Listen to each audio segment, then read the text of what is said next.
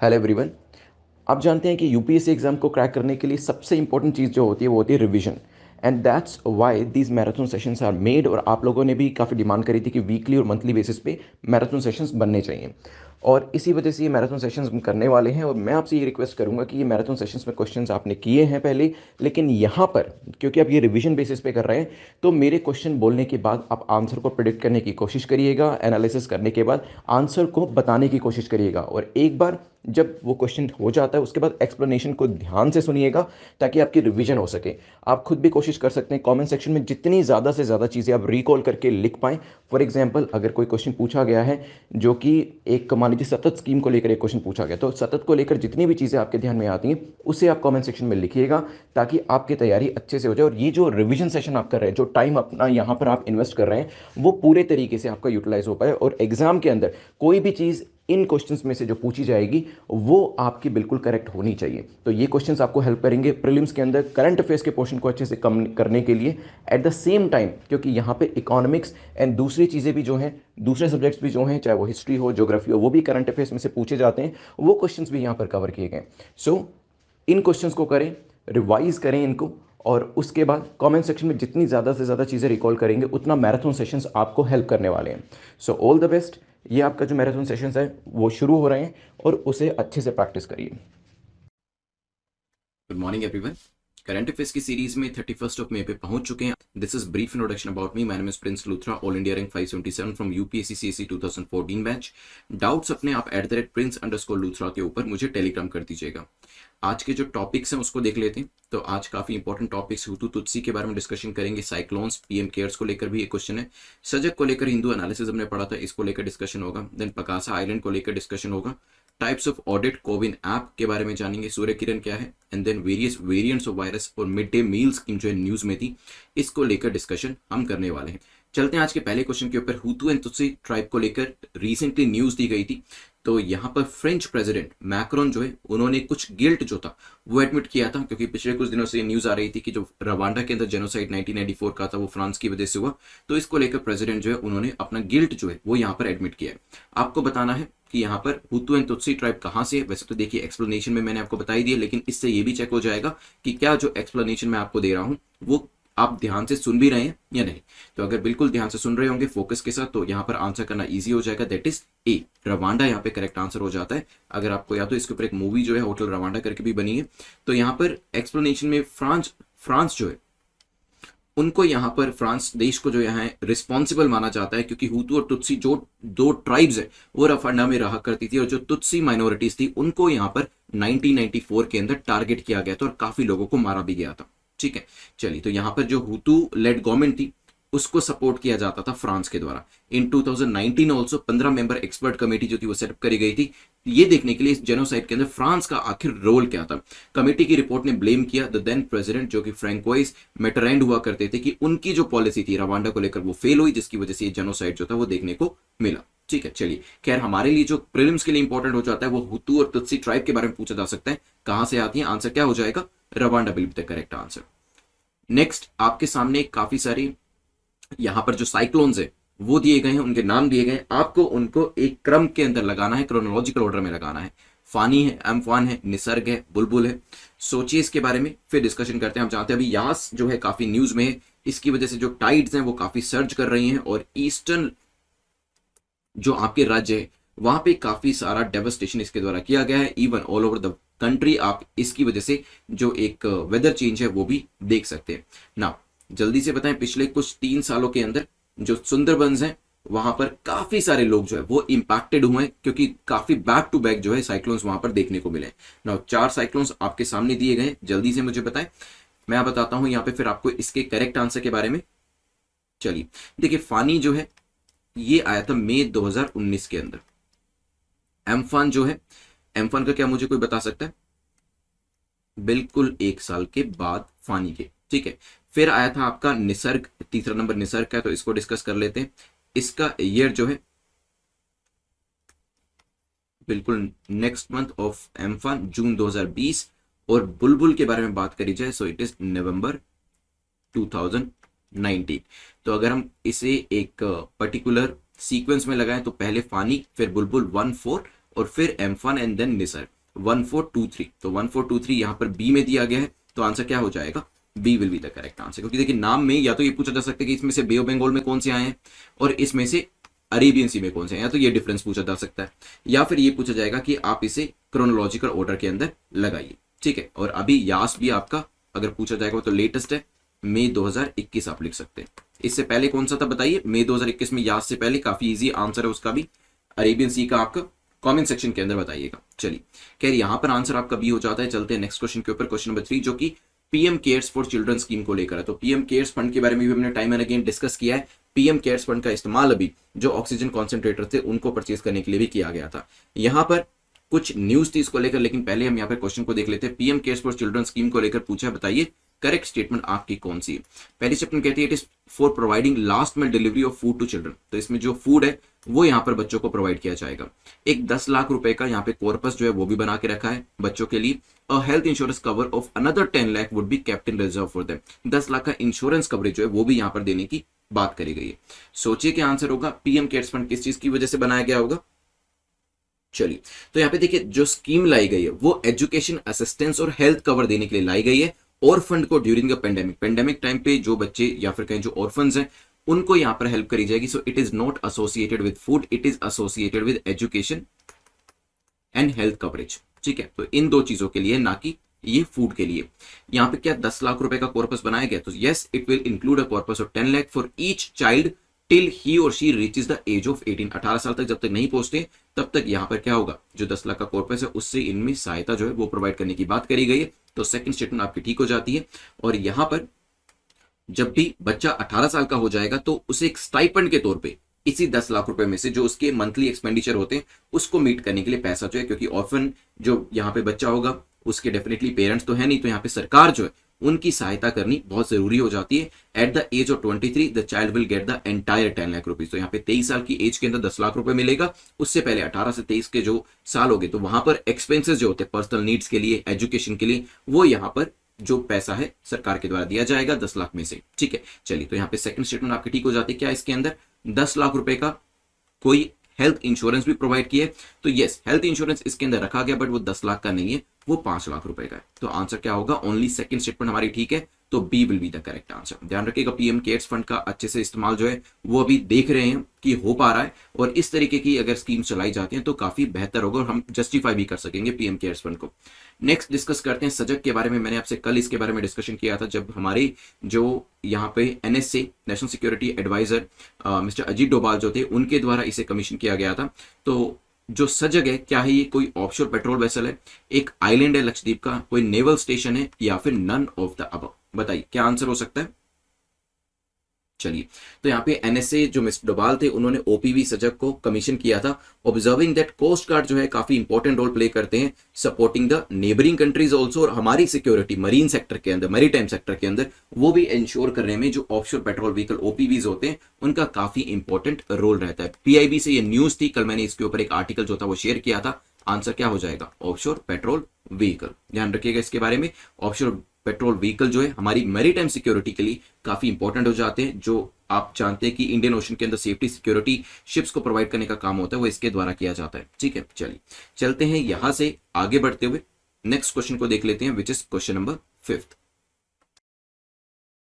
Question number 5 जो है एक पर्टिकुलर आइलैंड को लेकर पूछा गया। पगासा आइलैंड जो है इसे रिसेंटली न्यूज में देखा गया in the area of dispute. अभी ये डिस्प्यूट में था, किन दो देशों के बीच में ये डिस्प्यूट का कारण बना है पगासा आइलैंड। क्या फिलीपींस और चाइना के बीच में, वियतनाम और चाइना के बीच में, फिलीपींस और वियतनाम के बीच में, या फिर किसी और दो देशों के बीच में। वैसे तो देखिए चाइना जो मैंने आपको बताया था, कहीं पे भी कोई आइलैंड निकलेगा, कहीं पे भी कोई जमीन का हिस्सा होगा, चाइना को लगता है वो उसका है, ठीक है। तो देश नहीं से पूरी दुनिया के अंदर कहीं पर भी कोई पीस ऑफ लैंड होगा, चाइना उसके ऊपर हक जमाने की कोशिश करता है, और इंडिया में तो हमने ये टाइम एंड अगेन देखा भी है। तो चांसेस काफी ज्यादा हो जाते हैं कि चाइना तो ऐसे डिस्प्यूट्स में रहता ही रहता होगा। अब आपको बताना है सोच के कि कहां पर आपने इस न्यूज को पढ़ा था, कहां पर ये किसके कॉन्टेक्स्ट में न्यूज में आपने देखा है, सोचिए। चलिए देखिए जो फिलीपींस हैं, फिलीपींस हो, वियतनाम हो, ये आसपास की जो कंट्रीज है चाइना से परेशान हो चुके हैं। इवन इंडिया जो है, भूटान जो है, ये भी परेशान है, म्यांमार भी परेशान है, काफी सारी कंट्रीज बस बोलते नहीं है इस चीज को लेकर। फिलीपींस और चाइना के बीच में ये जो पगासा आइलैंड है ये एक बोन ऑफ कंटेंशन बना हुआ है। फिलीपींस ने अभी प्रोटेस्ट भी किया था चाइना को लेकर, भाई आप इलीगल जो है अपनी प्रेजेंस को फैला रहे हैं साउथ चाइना सी के अंदर। क्योंकि देखिए यूएस का एक शिप अगर या नेवल शिप जो है वो ताइवान स्ट्रेट तक आ जाता है तो आपको परेशानी हो जाती है। आप पूरा का पूरा आइलैंड ही कैप्चर कर लेते हो जो कि दूसरी कंट्रीज को बिलोंग करते हैं, तो वहां पर आपको कुछ गलत नहीं लगता है क्या? तो यहां पर इस चीज को लेकर पूरा डिस्कशन था और फिलीपींस ने अपना प्रोटेस्ट जो था वो चाइना के अगेंस्ट में यहां पर दर्ज कराया है कि आप जो है साउथ चाइना सी के अंदर अपनी प्रेजेंस को इलीगली फैला रहे हैं। इसके अलावा जो पर्टिकुलर पेगासा है ये फिलीपींस का है, 451 किलोमीटर जो है फिलीपींस की जो मेनलैंड है उससे दूर ये लोकेट करता है, ठीक है। और जो आपका स्पार्टले आर्किपेलागो है उसके अंदर ही ये आइलैंड लोकेट करता है। लेकिन चाइना ने क्या किया, अब चाइना भी इसके ऊपर अपना हक जमाता है, तो चाइना ने इसके बिल्कुल पास एक मिनी सिटी बना दी है एक दूसरे आइलैंड के ऊपर और एक रनवे जो है वो बना दिया है। तो यहां पर एक सूबी रीफ करके जगह थी अबाउट 25 किलोमीटर इस जगह से पगासा आइलैंड में। तो यहां पे फिलीपींस ने कहा कि आप हमसे 25 किलोमीटर दूर रनवे बना रहे हो, आप हमसे 25 किलोमीटर दूर मिनी सिटी बना रहे हो, आप एक यहां पे सरफेस टू एयर मिसाइल आपने वो भी यहां पर रख दिया। तो क्या बताने की कोशिश कर रहे हो, हमें थ्रेटन करने की कोशिश कर रहे हो क्या? तो इस तरीके की चीजें जो थी वो दोनों के बीच में कॉन्टेंशन का जो एक इशू है वो बन रही है। तो आंसर हो जाएगा ए। तो ये जो फियर टैक्टिक्स है ये ध्यान रखिएगा, ये चाइना यहाँ पे कहीं ना कहीं खेलने की कोशिश करे क्योंकि उसको पता है पेगासा आइलैंड के ऊपर अगर उसे कब्जा करना है तो इस तरीके की हरकतें उसको करनी पड़ेगी जहां पे पास में उसने अपनी सरफेस टू एयर मिसाइल जो है वो यहाँ पर लाकर रख दी। तो ध्यान रखिएगा। चलते हैं नेक्स्ट क्वेश्चन के ऊपर विच इज क्वेश्चन नंबर 6। उससे पहले जो 100 डेज की सीरीज है और जो 200 डेज की सीरीज है इसमें आप एनरोल करा सकते हैं बिकॉज यहाँ पर जो आपके डेली लेक्चर्स होते हैं क्लास लेक्चर्स वो तो आपको मिल ही जाते हैं, साथ ही साथ एमसीक्यू लेक्चर्स मिल जाते हैं। आपको मेंस का जो मॉड्यूल है जिसमें वैल्यू एडिड मटेरियल और आपका आंसर राइटिंग का मॉड्यूल वो 200 डेज में आपको मिलता है। और अगर आप स्कोर में मॉक टेस्ट अगर आप अटेम्प्ट कर रहे हैं जो मैं आपको कहूंगा कि करते रहिएगा ताकि आपको कम से कम अपना जो स्टेचर है एट प्रेजेंट पता चल सके, असेसमेंट आपका हो सके कि क्या आपका स्कोर 50s में आ रहा है, 60s में आ रहा है, 70s में आ रहा है।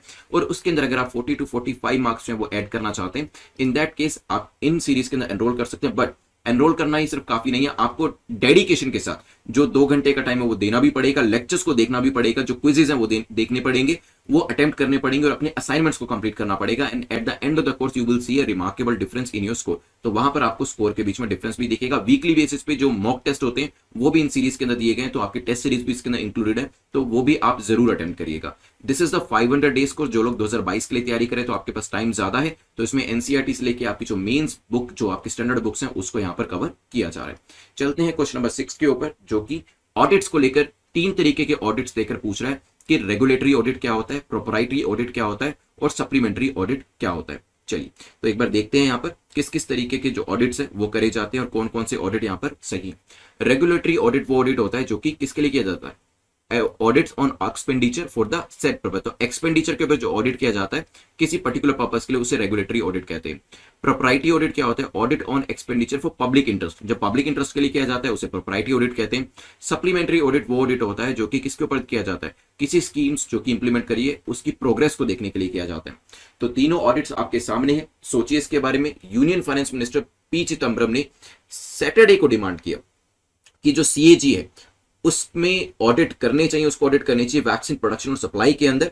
तो यहां पर डेफिनेटली अपोजिशन जो है गवर्नमेंट को काउंटर करने के लिए इस तरीके के ऑडिट्स की डिमांड करती है और जो गवर्नमेंट है जब वो अपोजिशन में होती तो वो भी ये सब चीजें करती। खैर ये तो पॉलिटिक्स हो गई, इसमें हमें नहीं जाना है, लेकिन क्योंकि यहां पर एक काफी अच्छी चीज रेज करी गई कि सीएजी को किसके अंदर ऑडिट करना चाहिए, सीएजी को यहां पर वैक्सीन प्रोडक्शन और उसकी सप्लाई के अंदर ऑडिट करना चाहिए। मतलब ऐसे ऑडिट्स भी किए जा सकते हैं। तो तभी यहां पर अलग अलग तरीके के ऑडिट्स जो थे वो न्यूज में दिए गए थे और यहां पर जो वेरियस टाइप्स के ऑडिट सीएजी के द्वारा परफॉर्म करे जाते हैं उसके ऊपर क्वेश्चन बन के आ सकता है। सबसे पहले आपका होता है जो रेगुलेटरी ऑडिट होता है, ये मैं आपको बता देता हूं। रेगुलेटरी ऑडिट के अंदर ये देखा जाता है कि जिस काम के लिए पैसा दिया गया था, मान लीजिए कि अगर वैक्सीन के लिए पैसा दिया गया है, वैक्सीन के प्रोडक्शन के लिए, क्या पैसा वहां पर यूज किया जा रहा है या नहीं किया जा रहा, ठीक है। तो जिस पर्पस के लिए पैसा दिया गया, क्योंकि ऐसा काफी बार सेंटर ने भी राज्य सरकारों के ऊपर इल्जाम लगाया है कि राज्य सरकारों को पैसा तो हम किसी काम के लिए देते हैं लेकिन वो किसी दूसरे हेड में उसको यूज करते हैं, जो कि सही नहीं है। यहां पर जो जनता का पैसा है जिस काम के लिए दिया गया आप उसके लिए खर्च करिए, अदरवाइज किसी दूसरे पर्पस के लिए यूज करते हैं तो उसको क्रिटिसाइज किया जाता है। तो यस,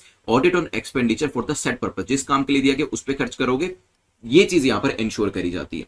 तो पहली स्टेटमेंट तो आपकी करेक्ट हो जाती है, पहला पेयर आपका करेक्ट हो जाता है। प्रोप्राइटरी ऑडिट में क्या होता है, जब आप ये देखते हैं कि whether the expenditure made in the public interest और नॉट, तो यहां पर जो सरकारें पैसा खर्च कर रही हैं वो पब्लिक इंटरेस्ट में कर रही हैं या नहीं कर रही। So it moves beyond mere scrutiny of the expenditure to question its wisdom and economy को भी यहां पर देखा जाता है। तो ये नहीं देखा जाता कि जो पैसा खर्च किया जा रहा है सिर्फ उसको स्क्रूटनाइज करके बता दिया कि हाँ एक्स जगह पैसा खर्च करना था और एक्स जगह ही पैसा खर्च किया। ये भी देखा जाता है क्या एक्स जगह पैसा खर्च करना भी चाहिए था या नहीं करना चाहिए था, ठीक है। तो इम्प्रॉपर एक्सपेंडिचर, जो पब्लिक मनी का वेस्टेज होता है, उसको यहां पर फिगर आउट किया जाता है। तो प्रोपराइटी ऑडिट को लेकर भी ये जो आपका एक पेयर है ये करेक्ट हो जाता है कि यस, पब्लिक इंटरेस्ट के अंदर पैसा खर्च किया जा रहा है या नहीं किया जा रहा, जिस पर्पस के लिए किया जा रहा है क्या वो पर्पस सही है कि नहीं है। Then supplementary audit, supplementary audit क्या होता है? देखिए, supplementary audit CAG takes up जब पीएसयूज के अंदर उनको ऑडिट करना होता है, even after the commercial audits are done by the auditors, जो कि सीएजी के द्वारा अपॉइंट किए जाते हैं, ठीक है। यहां पर लीकेजेस देखी जाती है, पीएसयू के अंदर किस किस तरीके की लीकेजेस है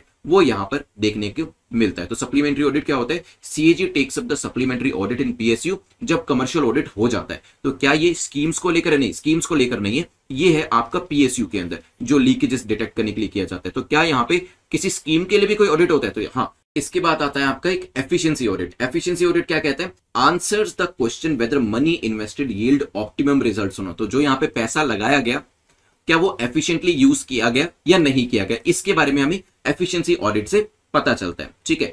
अब आता है आपका परफॉर्मेंस ऑडिट, जिसका हम वेट कर रहे थे। परफॉर्मेंस ऑडिट में देखा जाता है कि जो भी स्कीम्स है उसको सही तरीके से इंप्लीमेंट किया जा रहा है, नहीं किया जा रहा है। जैसे कि यहां पर वैक्सीन की बात करी गई थी, तो मान लीजिए नरेगा है, नरेगा के अंदर कितना पैसा दिया जा रहा है, क्या यहाँ पे कॉस्ट सही तरीके से निकल के आ रही है नहीं आ रही, उस पॉलिसी जो स्कीम जो है इंप्लीमेंट करी गई है वो सही तरीके से करी जा रही है नहीं करी जा रही है, और जो पैसा यहां पर उस स्कीम के अंदर लगाया जा रहा है क्या उसके ऑब्जेक्टिव जो है वो स्कीम के वो अचीव करे जा रहे हैं नहीं करे जा रहे। क्योंकि देखिए, स्कीम लाने का पूरा पर्पस तो उसके ऑब्जेक्टिव को अचीव करना था, और अगर ऑब्जेक्टिव अचीव नहीं करे जाएंगे तो फिर स्कीम को लाने का फायदा क्या हुआ।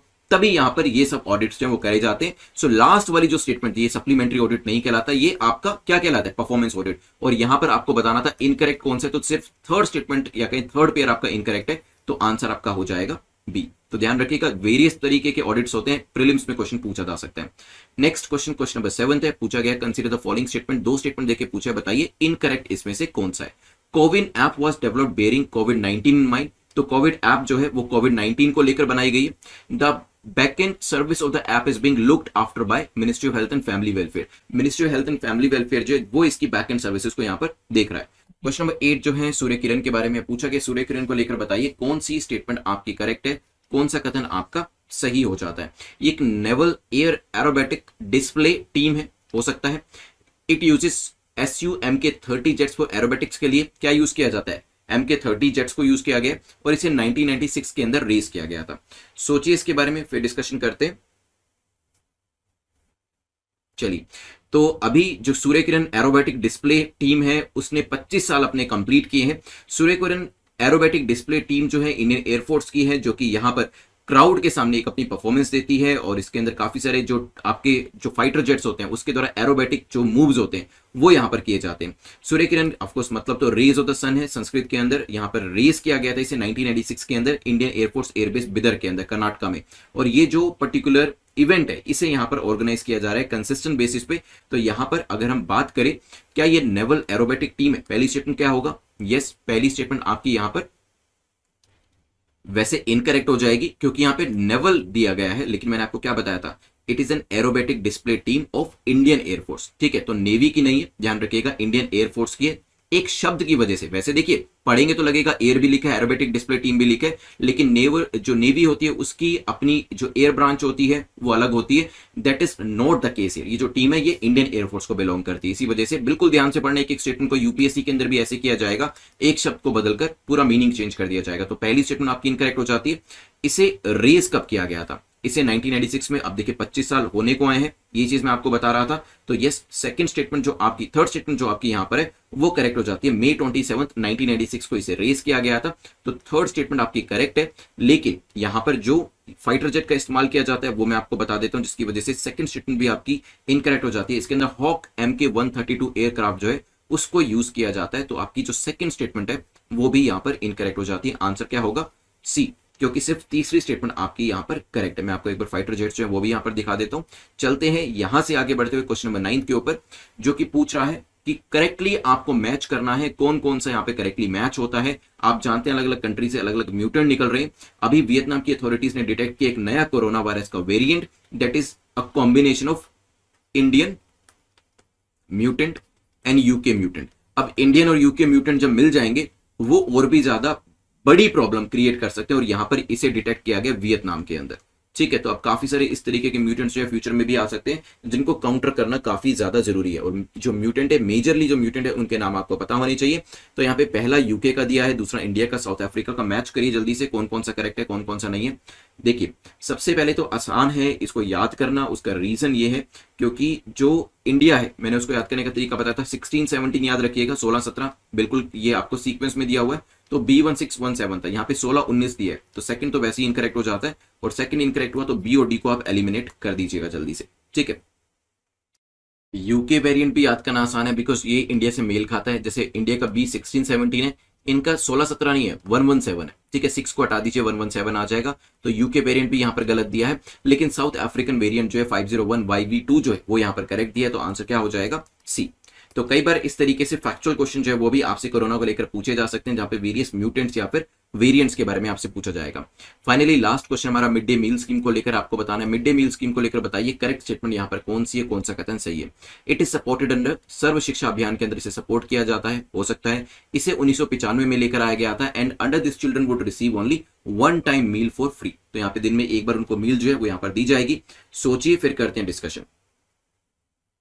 चलिए, तो यहाँ पे सेंटर ने डिसाइड किया कि 100 रुपए पर बच्चा यहाँ पर दिए जाएंगे जो बच्चे क्लास फर्स्ट, पहली कक्षा से लेकर 8वीं कक्षा के जो बच्चे गवर्नमेंट स्कूल के अंदर पढ़ रहे हैं, जो मिड डे मील स्कीम के लिए क्वालिफाई करते हैं, जहां कहें कि जो बेनिफिशियरीज हैं। मिड डे मील स्कीम जो है यहां पर स्टार्ट करी गई थी 15 अगस्त, 15 अगस्त जो हमारे इंडिपेंडेंस डे था 1995 को, under the name national programme nutritional support to primary education, NP-NCEP। पहले ऐसे थोड़े थोड़े मुश्किल नाम रखे जाते थे, लेकिन अब थोड़े से भारतीय जो नेम है वो भी आपको देखने को मिलते हैं, या फिर इजी नेम, जैसे मिड डे मील है, काफी आसान है याद रखना। NP, NSP याद रखना भी काफी मुश्किल होता था, national programme of nutritional support to primary education.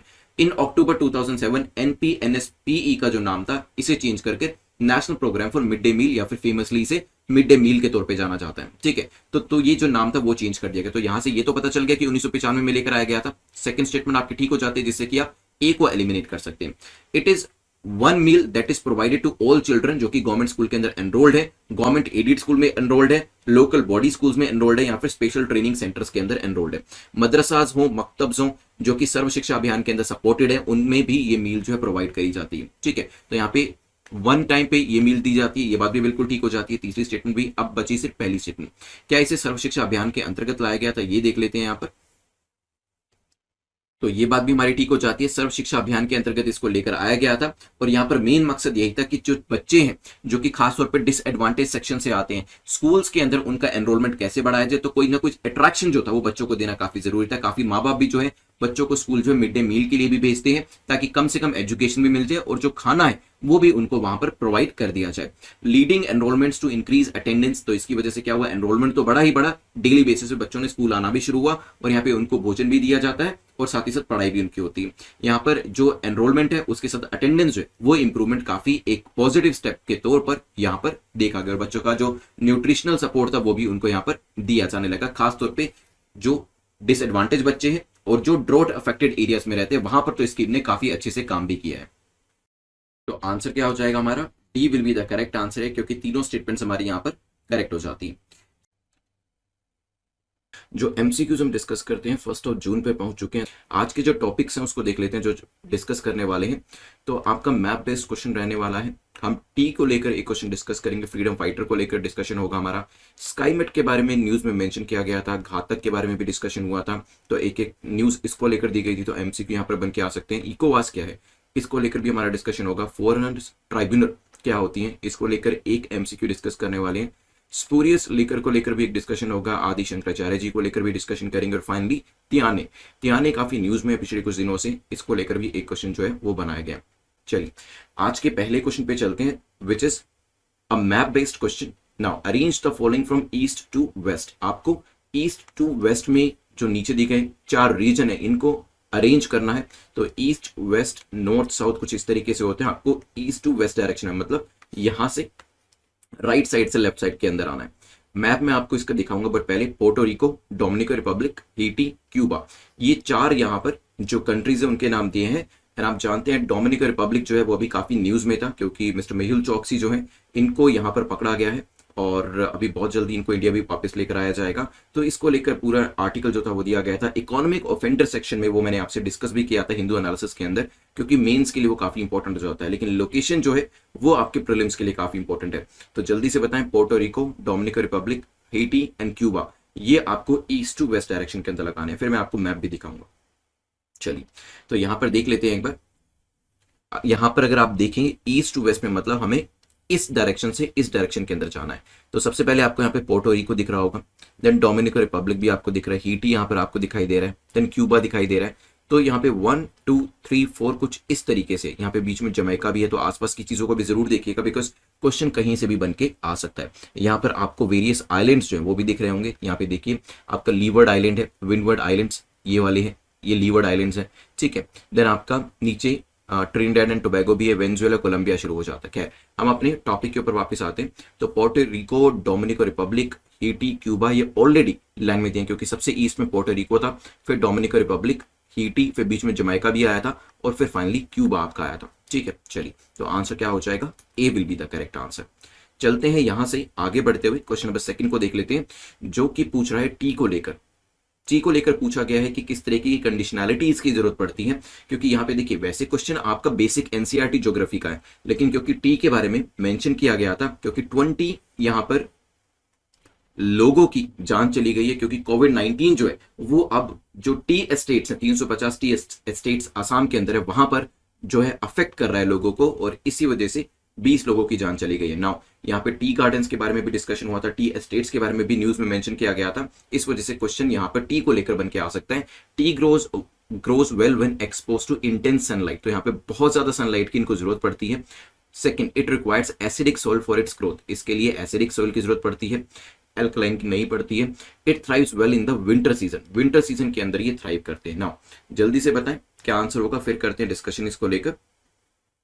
News मैंने आपको बता दी है। चलिए देखिए, टी माना जाता है जो चाय है, चाय की खेती जो है या फिर चाय बागान जो सही तरीके से यहाँ पर चाय को उगाया जाता है, वो moderately hot and humid climate, तो मॉडरेट क्लाइमेट चाहिए होता है, moderate hot and humid climate इसके लिए चाहिए होता है, इंटेंस सनलाइट की जरूरत नहीं होती, ये ध्यान रखिएगा। तो अगर medium hot and humid climate है तो यहाँ पर काम बन जाता है, बेटर यील्ड आपको मिलती है, क्रॉप डिस्ट्रीब्यूशन भी अच्छा होता है, और क्वालिटी भी यहाँ पर बेहतर आपको मिलती है। एम्बिएंट टेम्परेचर जो कि कहीं ना कहीं 13 डिग्री सेंटीग्रेड एंड 28 तक जो आपका टेम्परेचर रहता है, इसके अंदर ऐसा कहा जाता है कि जो चाय की खेती है वो करी जाती है, ठीक है। तो ये कंड्यूसिव माना जाता है कि जब टी की ग्रोथ सबसे ज्यादा होती है। तो यहाँ पर पहली जो statement, tea grows well in expose to intense sunlight, नहीं, tea grows well when you expose it with the moderate और एम्बिएंट टेम्परेचर, ठीक है। जब एम्बिएंट या मॉडरेट टेम्परेचर होता है तब यहाँ पर जो टी है वो अच्छे से ग्रो करती है। अगर 32 डिग्री सेंटीग्रेड से ज्यादा, 28 से वैसे 32 तक सही माना जाता है, 32 से ज्यादा टेम्परेचर हो जाता है तो वो एक अनफेवरेबल कंडीशन मानी जाती है टी के लिए, क्योंकि कहा जाता है कि ऑप्टिमम फोटोसिंथेसिस नहीं हो पाता है। तो रीजन भी मैंने आपको यहाँ पे बता दिया। सेकंड स्टेटमेंट की बात करें तो एसिडिक सोइल जिसमें पीएच लेवल 4.5 टू 5.5 रहता है, ये मोस्ट सूटेबल माना जाता है चाय की खेती के लिए, ध्यान रखिएगा। Well drained fertile acidic soil जो होती है वो यहाँ पर बेहतर मानी जाती है। तो सेकंड स्टेटमेंट आपकी करेक्ट हो जाती है, पहली इनकरेक्ट हो जाती है, और जैसे ही पहली इनकरेक्ट हुई आपने सीधा आप अपने आंसर पे आ सकते थे, दैट इज बी आपका आंसर हो सकता था, ठीक है। खैर यहां पर आते हैं तीसरी स्टेटमेंट के ऊपर, it thrives well in the winter season. तो यहाँ पे क्या ये विंटर सीजन के अंदर सही तरीके से थ्राइव करती है, उगती है। इन इंडिया टेम्परेचर जो विंटर के अंदर होता है वो कितना होता है, 12 डिग्री के आसपास या इससे कम होता है। और मैंने आपको क्या बताया कि यहाँ पे जो टेम्परेचर है 13 से 28 जब होता है ना, या मैक्सिमम आप 32 मान सकते हैं, तब यहाँ पर जो टी है वो अच्छे से ग्रो करती है। उसके ऊपर जाएगा तब भी नहीं, उसके नीचे जाएगा तब भी नहीं। तो ये जो 12 डिग्री सेंटीग्रेड या इससे नीचे का जो टेम्परेचर होता है उसे पीरियड कहा जाता है कि वो विंटर डोरमेंसी का पीरियड है, विंटर डोरमेंसी का पीरियड है, ठीक है। और यहां पर ज्यादा जो है वो ग्रो नहीं कर पाती टी, और मार्च के महीने से जब वो एक एम्बिएंट टेम्परेचर मिलता है तब ये टी ग्रो होना सही से शुरू करती है। तो तीसरी स्टेटमेंट भी इनकरेक्ट होने की वजह से आंसर आपका हो जाएगा बी, ध्यान रखिएगा। चलते हैं यहां से आगे बढ़ते हुए क्वेश्चन नंबर थर्ड को देख लेते हैं। क्वेश्चन नंबर थर्ड हमारा है एनी बेसेंट के बारे में। एनी बेसेंट को लेकर भी आर्टिकल मेंशन किया गया था, न्यूज मेंशन करी गई थी। तो यहाँ पर एक क्वेश्चन जो है बनाया गया इनको लेकर। तो यहाँ पर पहली स्टेटमेंट इनको लेकर कहा गया that she was the founder of theosophical society, theosophical society की वो फाउंडर थे, हो सकता है। She was the first women to preside in Congress session of Lucknow, Lucknow के कांग्रेस सेशन में प्रिसाइड करने वाली वो पहली महिला थी, ये भी पॉसिबल हो सकता है। She started the newspaper new India, new India नाम का एक न्यूज़पेपर था, उनके द्वारा शुरू किया गया था। सोचिए इसके बारे में क्या आंसर हो सकता है, फिर करते हैं डिस्कशन। चलिए डिस्कस करते हैं। तो थियोसॉफिकल सोसाइटी की बात करें, she was not the founder, she was the president of the theosophical society, there was a time when she was heading it, but she was not the founder, founder नहीं थे। Founder कौन थे theosophical society के, मैंने आपको spectrum में ये सारी चीजें पढ़ाई हैं, तो मुझे कमेंट सेक्शन में जरूर बताइएगा कि थियोसॉफिकल सोसाइटी के फाउंडर कौन थे, because she was not the founder, she was the president. तो पहली स्टेटमेंट आपकी इनकरेक्ट हो जाती है। नो, पहली स्टेटमेंट इनकरेक्ट होने के बाद आपने ए और डी को एलिमिनेट कर दिया, अब आंसर या तो बी होगा या आपका आंसर सी होगा। इट मींस जो तीसरी स्टेटमेंट है वो अपने आप ठीक हो जाती है, दैट इज क्योंकि वो बी के अंदर भी और सी के अंदर भी है। तो उन्होंने न्यू इंडिया नाम का जो एक न्यूज़पेपर था वो स्टार्ट किया था, ये भी मैंने आपको स्पेक्ट्रम में से पढ़ा है, क्योंकि स्पेक्ट्रम में लिखा हुआ था कि न्यू इंडिया एंड कॉमनवेल्थ, ये दो न्यूज़पेपर उनके द्वारा शुरू किए गए थे। तो ध्यान रखिएगा, तीसरी स्टेटमेंट आपकी करेक्ट हो जाती है।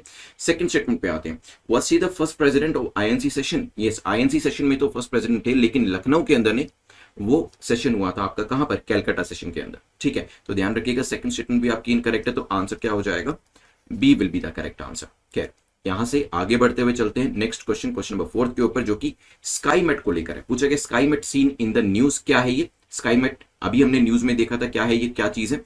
तो गवर्नमेंट वेदर फोरकास्टिंग एजेंसी है ये अपकमिंग स्पेस स्टेशन है यूरोपियन स्पेस एजेंसी का, क्योंकि आजकल काफी सारी जो कंट्रीज हैं वो अपने अपने स्पेस स्टेशन लेकर आ रही हैं, जैसे कि चाइना के बारे में हमने पढ़ा, रशिया के बारे में हमने पढ़ा। थर्ड, ये कोई कोएलिशन है जो कि स्पेस पोल्यूशन के बारे में अपनी आवाज उठाता है, कैसलर सिंड्रोम जो है ये हमने पढ़ा हुआ है, इसके बारे में अपनी आवाज उठाता है। बताइए तो क्या हो सकता है answer, none of the above भी डी आंसर हो सकता है। सोचिए इसके बारे में, then we will discuss about it. चलिए देखिए, पहले ऐसे एक आयास लगाए जा रहे थे, प्रेडिक्शन किया गया था इंडियन मेटीरियोलॉजिकल डिपार्टमेंट के द्वारा कि जो मॉनसून है वो केरला में मई 31 को एंटर करेगा, ठीक है, और फिर धीरे धीरे देश में जो नॉर्दर्न हिस्से हैं, ईस्टर्न हिस्से हैं, वहां तक आना शुरू करेगा, ठीक है। लेकिन अभी आईएमडी ने अपनी जो यहाँ पर उन्होंने जो ये प्रेडिक्शन किया था उसमें थोड़ा सा चेंज किया और कहा है कि अभी मई 31 नहीं, जो नई डेट है वो है जून द 3rd जून को जो मॉनसून है वो केरला के ऊपर आएगा, और ये उन्होंने यहां पर अपना प्रेडिक्शन दिया। लेकिन एक प्राइवेट फोरकास्टर भी है स्काईमेट करके, ठीक है। सो प्राइवेट फोरकास्टर स्काईमेट जो है उन्होंने ये कहा है आईएमडी के बिल्कुल अपोजिट कि मॉनसून ऑलरेडी आ चुका है, ठीक है। तो स्काईमेट क्या है, स्काईमेट एक प्राइवेट फोरकास्टर है और इसका जिक्र जो था वो न्यूज में किया गया था, दैट्स व्हाई हमने इसके बारे में डिस्कशन किया, क्योंकि इनके जो आप कह सकते हैं कि फोरकास्ट है वो बिल्कुल अलग है, किससे, आईएमडी के कंपैरिजन के अंदर। स्काईमेट वेदर सर्विसेज जो है बेसिकली एक प्राइवेट कंपनी है, 2003 में स्टार्ट करी गई थी मिस्टर जतिन सिंह के द्वारा, और ये जो वेरियस आप कह सकते हैं फोरकास्टिंग सॉल्यूशंस जो होते हैं वो भी टाइम टू टाइम देते रहते हैं। हेडक्वार्टर इसका नोएडा के अंदर है, ठीक है। चलिए खैर यहां से आगे बढ़ते हुए, स्काईमेट से आगे बढ़ते हुए चलते हैं नेक्स्ट क्वेश्चन के ऊपर, जो कि घातक को लेकर है। पूछा गया था, न्यूज के अंदर मेंशन किया गया था, घातक रिसेंटली न्यूज के अंदर दिखाया गया था। तो ये 4 ऑप्शन आपको दिए, बताइए क्या है ये। आपका कैल्चिनकोव राइफल्स का कोई एक इंडियन वेरिएंट है, टॉर्पीडोज हैं, किसके लिए, स्कॉर्पियन क्लास सबमरीन्स के लिए, ये न्यू कमांडो फोर्स है जिसको कि काजीरंगा नेशनल पार्क के अंदर रेस किया गया है, या फिर नन ऑफ द अबव। बताइए जल्दी से बताएं, काजीरंगा को लेकर क्या ये न्यूज थी, वैसे तो ये हिंट मैं आपको दे देता हूं, लेकिन अगेन जब तक आपको पता नहीं होगा एग्जैक्ट चीज क्या है तो नहीं बता पाएंगे इसका। सोचिए घातक के बारे में क्या है, it is certainly not the movie of Sunny Deol, क्या है ये।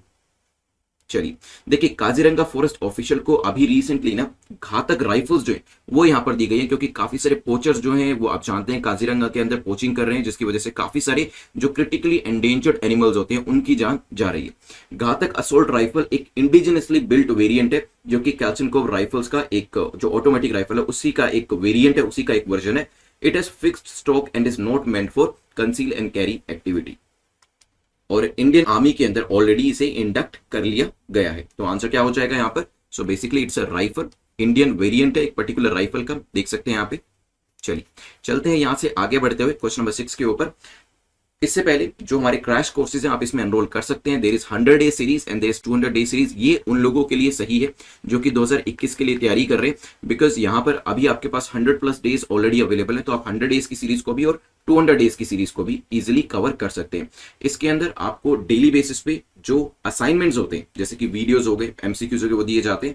और वीकली बेसिस पे आपको इसके अंदर जो क्विजेस होते हैं वो भी क्विजेस तो आपको डेली बेसिस पे भी मिलते हैं, मॉक टेस्ट आपको वीकली बेसिस पे मिल जाते हैं, सो दैट आपकी जो परफॉर्मेंस है वो प्रीलिम्स एग्जाम के अंदर इंप्रूव हो सके। 200 डेज के अंदर आपको राइटिंग मॉड्यूल भी मिलता है जिसके अंदर मेंस के आंसर आप चाहें तो प्रीलिम्स के बाद लिख सकते हैं डेली बेसिस के ऊपर। Then there is another module जो कि 500 डेज के, जो लोग 2022 के लिए तैयारी कर रहे हैं वो इस मॉड्यूल को सब्सक्राइब कर सकते हैं, और 500 डेज के अंदर डेली बेसिस पे आपको जो असाइनमेंट्स है वो दिए जाते हैं। सबसे यूनिक बात जो है वो इस सीरीज की यही है कि आपको एनसीईआरटी से लेकर शुरुआत कराई जाती है और फिर धीरे धीरे स्टैंडर्ड बुक्स के ऊपर लेकर जाया जाता है, ताकि आपकी तैयारी अच्छे से हो सके, सारे कॉन्सेप्ट्स है वो आपकी फाउंडेशन अच्छे से बन सके, और वो जो कॉन्सेप्ट्स है वो भी उसके अंदर एक अंडरस्टैंडिंग भी आपकी अच्छे तरीके से आ सके। सो एनसीईआरटीज भी इसके अंदर कवर करी जा रही है, स्टैंडर्ड बुक्स भी कवर करी जा रही है, ताकि डेली बेसिस पे आपका कोई दिन वेस्ट भी ना हो, और जो तैयारी है यूपीएससी के लिए जब तक एग्जाम आपके सामने आता है वो काफी अच्छे से हो सके। चलिए चलते हैं क्वेश्चन नंबर 6 को देख लेते हैं, जो कि पूछ रहा है 2 स्टेटमेंट्स देखे कि बताइए कौन सी स्टेटमेंट आपकी करेक्ट है, कौन सा कथन यहाँ पर सही है। पहली स्टेटमेंट कहती है इकोवास एक ग्रुपिंग है जो कि 15 ईस्ट अफ्रीकन स्टेट से मिलकर बनाई गई है। It acts as strategic and military organisation for these nations. ये एक स्ट्रेटेजिक और मिलिट्री ऑर्गेनाइजेशन के तौर पे काम करती है इन कंट्रीज के लिए जो कि इसकी मेंबर्स है। सोचिए, फिर हम डिस्कस करते हैं इसको लेकर। रिसेंटली ये न्यूज में भी थी, डिस्कशन करेंगे न्यूज में क्यों थी और क्या क्या इसके अंदर कंट्रीज आती हैं। चलिए, तो यहां पर वेस्ट अफ्रीकन लीडर्स जो हैं उन्होंने एक मीट जो थी वो रखी थी घाना के अंदर, अभी जो संडे गया है इस दिन को। और यहां पर कहा गया था कि माली के अंदर अगर हम देखें तो पिछले 9 महीनों के अंदर सेकंड कू जो है वो यहां पर देखने को मिला, जिसकी वजह से फ्रेश वार्निंग्स जो है, सैंक्शंस जो है वो भी यहां पर उनके ऊपर डाले गए। तो ये जो पूरा रीजन है आपका साहेल रीजन जिसको कहते हैं, ये यहां पर सिचुएशन जो है स्टेबिलिटी काफी कम हो गई है, वॉलेटिलिटी काफी बढ़ गई है। इस वजह से ये जो मीटिंग थी कराई गई इकोवास, that is Economic Community of West African States. क्या नाम है? Economic Community of West African State. तो वेस्ट अफ्रीका की कंट्रीज होती है, ईस्ट अफ्रीका की 15 कंट्री नहीं है। तो पहली स्टेटमेंट आपकी इनकरेक्ट हो जाती है। मई 28, 1975 को एक ट्रीटी ऑफ लागोस जो थी वो साइन करी गई थी, जिसके थ्रू इकोवॉस को बनाया गया था। ये 15 मेंबर का रीजनल ग्रुप है विद द मैंडेट की इकोनॉमिक इंटीग्रेशन इन 15 कंट्रीज का बढ़े, आपस में इकोनॉमिक एक्टिविटीज जो है वो बढ़े, और यहां पर जो कंट्रीज है वो एक दूसरे की हेल्प कर सके इकोनॉमिकली। तो यहाँ पे स्ट्रेटेजिक और मिलिट्री ऑर्गेनाइजेशन नहीं है, तो सेकंड स्टेटमेंट भी आपकी इनकरेक्ट हो जाती है। हेंस यहाँ पे आंसर क्या हो जाएगा आपका? आंसर विल बी डी, क्योंकि दोनों में से कोई भी स्टेटमेंट आपकी सही नहीं है। इकोवास का मिशन यही है कि जो बॉर्डरलेस रीजन, जैसे यूरोपियन यूनियन में आपकी जो वेरियस कंट्रीज हैं एक दूसरे के साथ व्यवहार करती हैं, एक दूसरे के साथ उनका इंटरेक्शन रहता है, उसी तरीके से इकोवास के अंदर भी वेस्ट अफ्रीकन स्टेट्स क्या करते हैं, एक बॉर्डरलेस रीजन बनाने की कोशिश कर रहे हैं, जहां पर जो रिसोर्स शेयरिंग होगी वो भी करी जाएगी, और इकोनॉमी एक दूसरे के अंदर हेल्प जो है वो यहाँ पर करने की कोशिश करी जाएगी। सस्टेनेबल एनवायरमेंट को लेकर भी यहाँ पर बात करी जाती है, और West African economic and monetary union भी एक पर्टिकुलर सब बॉडी के तौर पे इसमें 1994 में शुरू करी गई थी, और साथ ही साथ 2000 के अंदर वेस्ट अफ्रीकन मॉनेटरी जोन जो था वो भी यहां पर बनाया गया था।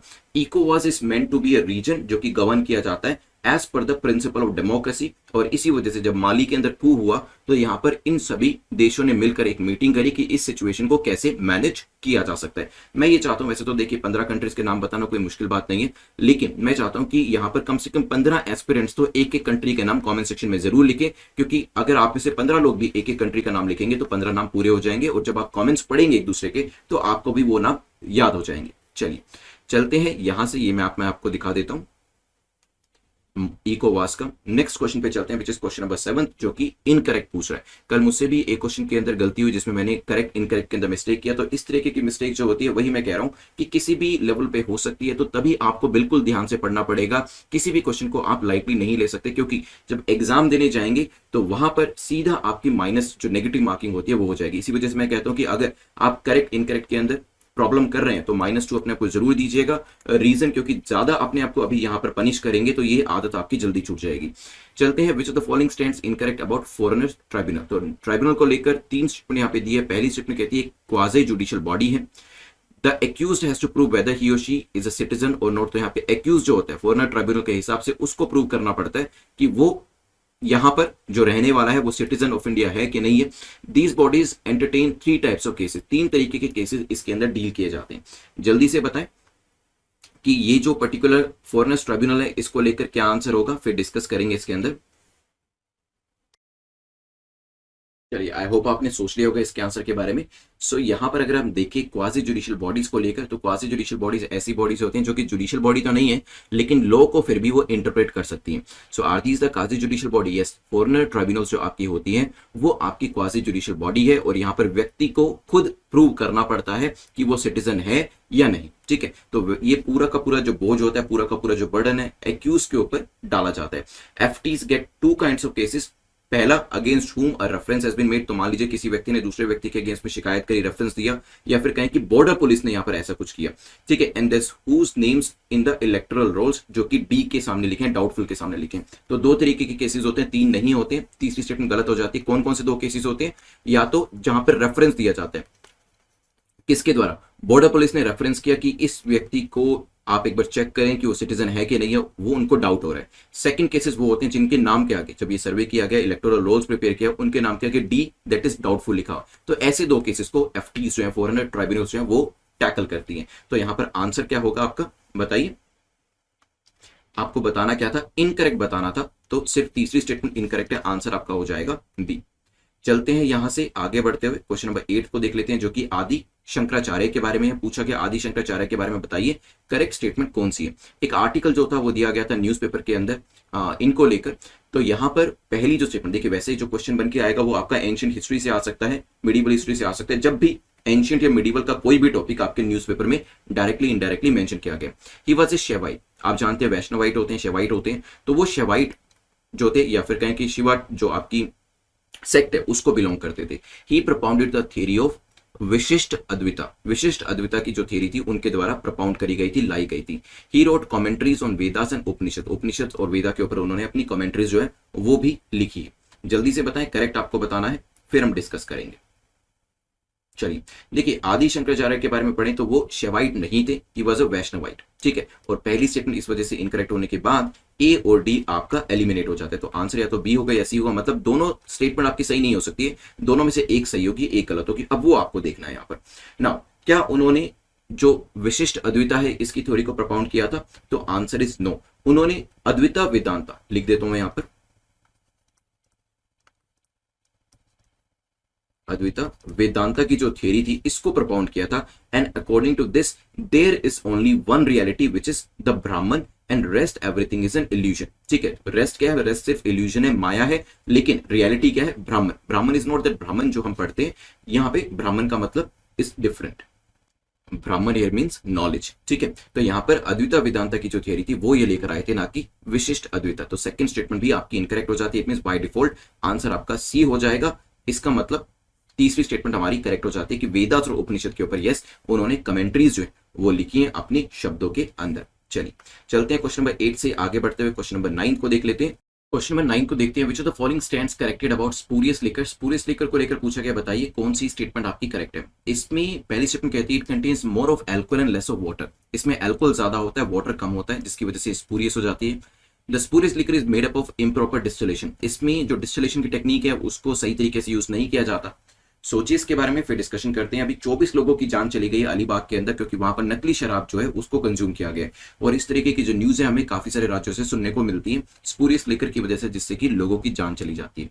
देखिए, स्पूरियस लिकर जो है एक इम्प्रॉपर डिस्टिलेशन प्रोसेस को फॉलो करती है, जिसके अंदर कम एल्कोहल को यूज किया जाता है और ज्यादा इसके अंदर मेथनॉल को डाला जाता है। ठीक है, तो ध्यान रखिए, इट इज नॉट कि एल्कोहल ज्यादा होता है वाटर कम होता है। इट इज लाइक कि एल्कोहल कम होता है और मेथनॉल जो है उसकी काफी ज्यादा प्रपोर्शन को यूज किया जाता है, जिससे कि वो जो उसका पूरा नेचर होता है वो बदल जाता है। इसके अंदर क्या इम्प्रॉपर डिस्टिलेशन को यूज किया जाता है, ये स्टेटमेंट आपकी ठीक हो जाती है। और साथ ही साथ ये भी कहा जाता है कि जो ये स्पूरियस लिकर है इसके अंदर ये इम्प्योर तो है, लेकिन इसका इस्तेमाल जो है वो सॉल्वेंट के तौर पर पेंट्स के अंदर यूज किया जा सकता है, या फिर वार्निशेस के अंदर यूज किया जा सकता है। सो यू कैन अंडरस्टैंड कि जिस भी वस्तु का इस्तेमाल पेंट के अंदर किया जा रहा है उसको अगर ह्यूमन बींग्स कंज्यूम करेंगे तो उनके ऑर्गन्स के ऊपर कैसा नेगेटिव इंपैक्ट पड़ेगा। क्या यहां पर जो आंसर हमारा हो जाएगा वो क्या होगा? B will be the correct answer.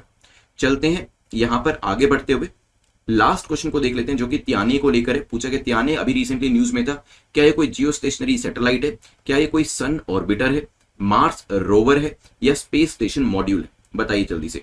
अभी रिसेंटली हमने तियानजो द सेकंड T2 कार्गो जो है स्पेसक्राफ्ट के अंदर भेजा है। वहां पर भी मैंने आपको बताया था कि जो तियानजो द सेकंड भेजा गया है, ये जितना भी खाने पीने का फूड सप्लाईज जो होती है ना, जो चाइनीज अपना स्पेस स्टेशन बना रहे हैं, इंटरनेशनल स्पेस स्टेशन में आप जानते हैं आईएसएस के अंदर चाइना को यूएस ने एंटर नहीं करने दिया था, यूएस ने उनकी एंट्री रोक दी थी आईएसएस के अंदर। फिर चाइना ने कहा कि हम अपना स्पेस स्टेशन बनाएंगे और अभी कहा जा रहा है कि 2022 तक हम अपना स्पेस स्टेशन रेडी कर देंगे। उसी के अंदर टाइम एंड अगेन अलग अलग मॉड्यूल जो होते हैं वो भेजे जाते हैं। टी फॉर्म का आपका ये पूरा स्पेस स्टेशन है, जिसके अंदर T2 तियानजो द सेकंड भेजा गया था, जिसके अंदर फूड सप्लाईज जो एस्ट्रोनॉट्स जाएंगे उनके लिए दी गई है। लेकिन तियाने जो है तियानजो द सेकंड से भी पहले भेजा गया था, जिसके अंदर मैंने आपको बताया था कि ये काफी आप कह सकते हैं कोर मॉड्यूल है पूरा चाइनीज स्पेस स्टेशन का, और एक लिविंग एरिया की तरीके से एक काम करेगा, राइट, एस्ट्रोनॉट्स के लिए।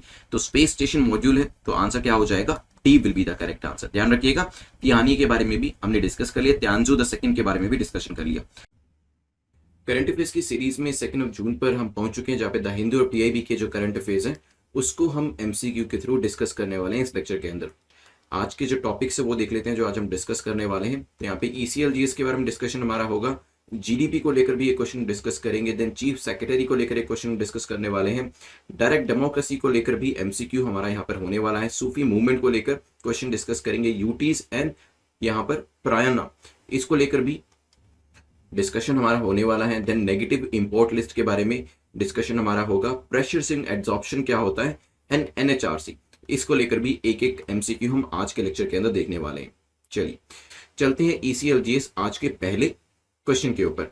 सो which of the following emergency credit line guarantee schemes, यहाँ पर जो वेरियस 4 स्कीम्स आपको दिए, 4 उसके वर्जन दिए, उसके सामने जो डिस्क्रिप्शन है वो दिया हुआ है और आपको बताना है कि कौन सा यहाँ पर करेक्टली मैच कर रहा है।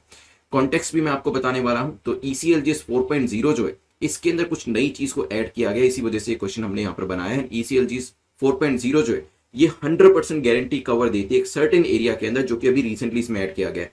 आप सोचिए इसके बारे में क्या आंसर होगा, फिर मैं आपसे यहाँ पर डिस्कस करता हूँ। टाइमिंग मैं यहाँ पे स्टार्ट कर देता हूँ सो दैट 10 सेकेंड्स के अंदर आप यहाँ पर जो टाइम है उसको लेकर आंसर कर पाए। कोशिश करिएगा कि टाइम बाउंड मैनर में आंसर करने की, तो ज्यादा टाइम यहाँ पर वैसे भी आपको प्रीलिम्स के अंदर नहीं मिलने वाला है, तो सोचिए और फिर डिस्कस करते हैं। चलिए तो यहाँ पे देखिए जो ईसीएलजीएस है इसके अंदर एक नई चीज को ऐड किया गया है, और यहाँ पर हेल्थ केयर सेक्टर ईसीएलजीएस 4.0 के अंदर लेकर आया गया। एंड 4.0 के अंदर 100% गारंटी कवर जो है वो दिया जाएगा लोन्स को up to 2 crore rupees, hospital को लेकर, nursing homes, clinical medical colleges को लेकर, for setting up on site oxygen generation plant. Interest rate भी इसके ऊपर 7.5% का कैप किया गया है। अब ईसीएलजीएस है क्या, इमरजेंसी क्रेडिट लाइन जब किसी एरिया के अंदर दी जाती है, emergency credit line guarantee scheme, ठीक है। तो इस तरीके से 1.0 के अंदर क्या आता है, जो ईसीएलजीएस 1.0 है ये एंटायर एमएसएमई सेक्टर को कवर करती थी, तो यहाँ पे पहला तो मैच किया नहीं, और स्पेसिफिक एमएसएमई सेक्टर को कवर करने के लिए 2.0 लेकर आया गया था। तो ये दोनों तो वैसे ही एलिमिनेट हो जाते हैं, ठीक है, और 1 और 2 अगर आप एलिमिनेट कर पाएंगे तो यहाँ पर आंसर तक पहुंचना मुश्किल नहीं होगा। उसी तरीके से जैसे कि 1 2 यहां पर भी है, इसको एलिमिनेट करिए, देन आपका 1 2 यहां पर भी है, इसको एलिमिनेट करिए। 1 2 बी में भी नहीं है और 1 2 डी में भी नहीं है, तो आंसर या तो बी होगा या डी होगा। अब आते हैं ईसीएलजीएस 3 एंड 4 के ऊपर। देखिए जो ईसीएलजीएस 3 है इसमें हॉस्पिटैलिटी, ट्रैवल एंड टूरिज्म आता था, जो कि यहां पर 4 में दिया गया है, और आपका जो हेल्थ केयर सेक्टर है वो आपका 4.0 के अंदर आता है, जिसके बारे में मैंने अभी आपको बताया कि हेल्थ केयर सेक्टर के अंदर क्या क्या नई चीजें ऐड करी गई। तो देखा जाए जो चारों यहां पर है वो इनकरेक्ट हो जाते हैं, आंसर क्या होगा डी, क्योंकि चारों ही यहां पर मैच नहीं कर रहे हैं, ठीक है, ध्यान रखिएगा। Under the ECLGS all the loans sanctioned under the guaranteed emergency credit line facility will be provided with additional credit. However, there are 2 specifications, और ये स्पेसिफिकेशंस कौन सी हैं? पहली तो ये कि जो स्कीम है वो एप्लीकेबल होगी ऐसे लोन्स के ऊपर जो कि कब तक सैंक्शन करे गए हैं, from the date of announcement से लेकर 31 अक्टूबर 2020 तक, और अभी जो टाइम बढ़ाकर सितंबर 3 2021 कर दिया वहां तक उसके ऊपर ये एप्लीकेबल होने वाला है। एंड गारंटी जो दी जाएगी वो 3 लाख रुपए, 3 लाख करोड़ अमाउंट तक की वो इसके अंदर रखी गई है, ठीक है। तो ध्यान रखिएगा ये चारों जो है मैच नहीं कर रहे। एग्जाम के अंदर पूछा जाएगा तो ECLGS 1 किसके लेकर है, 2 किसको लेकर है, 3 किससे एसोसिएट करता है और 4 किससे एसोसिएट करता है, ये चीजें आपसे पूछी जा सकती हैं। चलिए यहां से आगे बढ़ते हुए ECLGS से हम नेक्स्ट क्वेश्चन के ऊपर चलते हैं, विच इज क्वेश्चन नंबर 2, जो कि जीडीपी को लेकर पूछा गया। जीडीपी को लेकर बताइए कौन सी स्टेटमेंट आपकी इनकरेक्ट है, कौन सा कथन आपका गलत है। India follows a chain based method when calculating GDP. GDP को कैलकुलेट करने के लिए इंडिया के अंदर चेन बेस्ड मेथड का इस्तेमाल किया जाता है। GDP is measured eight basic price, इसे बेसिक प्राइस पे मेजर किया जाता है। द बेस ईयर जो है इसके अंदर कैलकुलेशन का वो 2011-12 है। मैं टाइम स्टार्ट करता हूं, आप 10 सेकंड्स के अंदर इसका आंसर करें। इंडिया की जो जीडीपी है दैट इज कॉन्ट्रैक्टेड बाय 7.3%, ये न्यूज थी कि 7.3% जो है यहां पर कॉन्ट्रैक्शन देखा गया है 2020-21 के अंदर, और यहां पर जो प्रीवियस टाइम से अगर कंपेयर करें उससे थोड़ी बेटर परफॉर्मेंस है, क्योंकि लास्ट टाइम जो है 8% कॉन्ट्रैक्शन जो था वो हमें देखने को मिला था। ये न्यूज थी और इसी वजह से जीडीपी जो है इसके बारे में समझना काफी जरूरी था। इंडिया की बात करें तो क्या यहाँ पे चेन बेस्ड मेथड का इस्तेमाल किया जाता है, तो दिस इज इनकरेक्ट, क्योंकि हम यहाँ पर जीडीपी को कैलकुलेट करने के लिए फिक्स्ड बेस मेथड का इस्तेमाल करते हैं ताकि जीडीपी को कैलकुलेट किया जा सके। द बेस ईयर हाउएवर यहाँ पर 2011-12 को ही लिया जाता है, तो यहाँ पे पहली जो स्टेटमेंट है वो तो इनकरेक्ट हो जाती है, लेकिन बेस ईयर जो दिया है जो कि हम फिक्स्ड बेस मेथड के लिए यूज करते हैं दैट इज करेक्ट, वो हमारा यहाँ पे करेक्ट हो जाता है। अब बची स्टेटमेंट नंबर सेकंड, लेकिन इससे पहले देख लीजिए एक बार ऑप्शन के ऊपर आकर, जहां पर पहली स्टेटमेंट जो है, क्योंकि इनकरेक्ट बताना है तो पहली स्टेटमेंट ऑप्शन के अंदर होनी चाहिए लेकिन थर्ड स्टेटमेंट नहीं होनी चाहिए। तो देखा जाए थर्ड इसमें है तो इसे एलिमिनेट कर देते हैं, इसमें है तो इसे एलिमिनेट कर देते हैं, और फर्स्ट होनी चाहिए तो फर्स्ट तो सिर्फ ए में है, तो बाय डिफॉल्ट आंसर आपको पता चल गया ए है एलिमिनेशन मेथड को यूज करते हो। लेकिन फिर भी सेकंड स्टेटमेंट के बारे में हम एक बार समझ लेते हैं क्या यहाँ पर चीज दे रखी है। GDP is measured eight basic price, तो जीडीपी जो है बेसिक प्राइस पर नहीं, रादर मार्केट प्राइस पर ये कैलकुलेट करी जाती है। जो जीवीए ग्रोस वैल्यू एडिड जो होती है ना, वो आपकी बेसिक प्राइस के ऊपर कैलकुलेट करी जाती है, बट जीडीपी जो है वो आपकी मार्केट प्राइस के ऊपर कैलकुलेट करी जाती है। तो आंसर तो ए मैंने आपको पहले ही बता दिया था, इट मींस हमें पता था कि सेकंड स्टेटमेंट इनकरेक्ट होगी ही होगी, क्योंकि आपको आंसर के अंदर इनकरेक्ट ही बताना था। कुछ दिन पहले हमने हिंदू एनालिसिस किया था, वहां पर भी मैंने आपको बताया था कि जो जीडीपी है, पहले जो आरबीआई है वो जीडीपी मेथड को यूज करता था, लेकिन फिर आरबीआई ने जीवीए के अंदर शिफ्ट किया, लेकिन देन बैक टू जीडीपी दोबारा से आ गया। ठीक है, चलिए यहां से आगे बढ़ते हुए क्वेश्चन नंबर सेकंड से नेक्स्ट क्वेश्चन पे चलते हैं, which is question number 3। Question number third को देखते हैं जो कि चीफ सेक्रेटरी को लेकर है। पहली स्टेटमेंट यहाँ पे कहती है कि there is a fix tenure, उनका टेन्योर जो होता है फिक्स होता है, हो सकता है, and he is the chief advisor of the chief minister, chief minister के वो चीफ एडवाइजर के तौर पर भी जाने जाते हैं। जल्दी से बताएं क्या आंसर होगा यहाँ पर, क्योंकि बंगाल चीफ सेक्रेटरी जो है उनको अभी स्टेप डाउन करना पड़ा है। आपको यहाँ पे करेक्ट आंसर बताना है। टाइम मैं यहाँ पे स्टार्ट कर देता हूँ सो दैट आप इसके बारे में सोचना शुरू कर दें।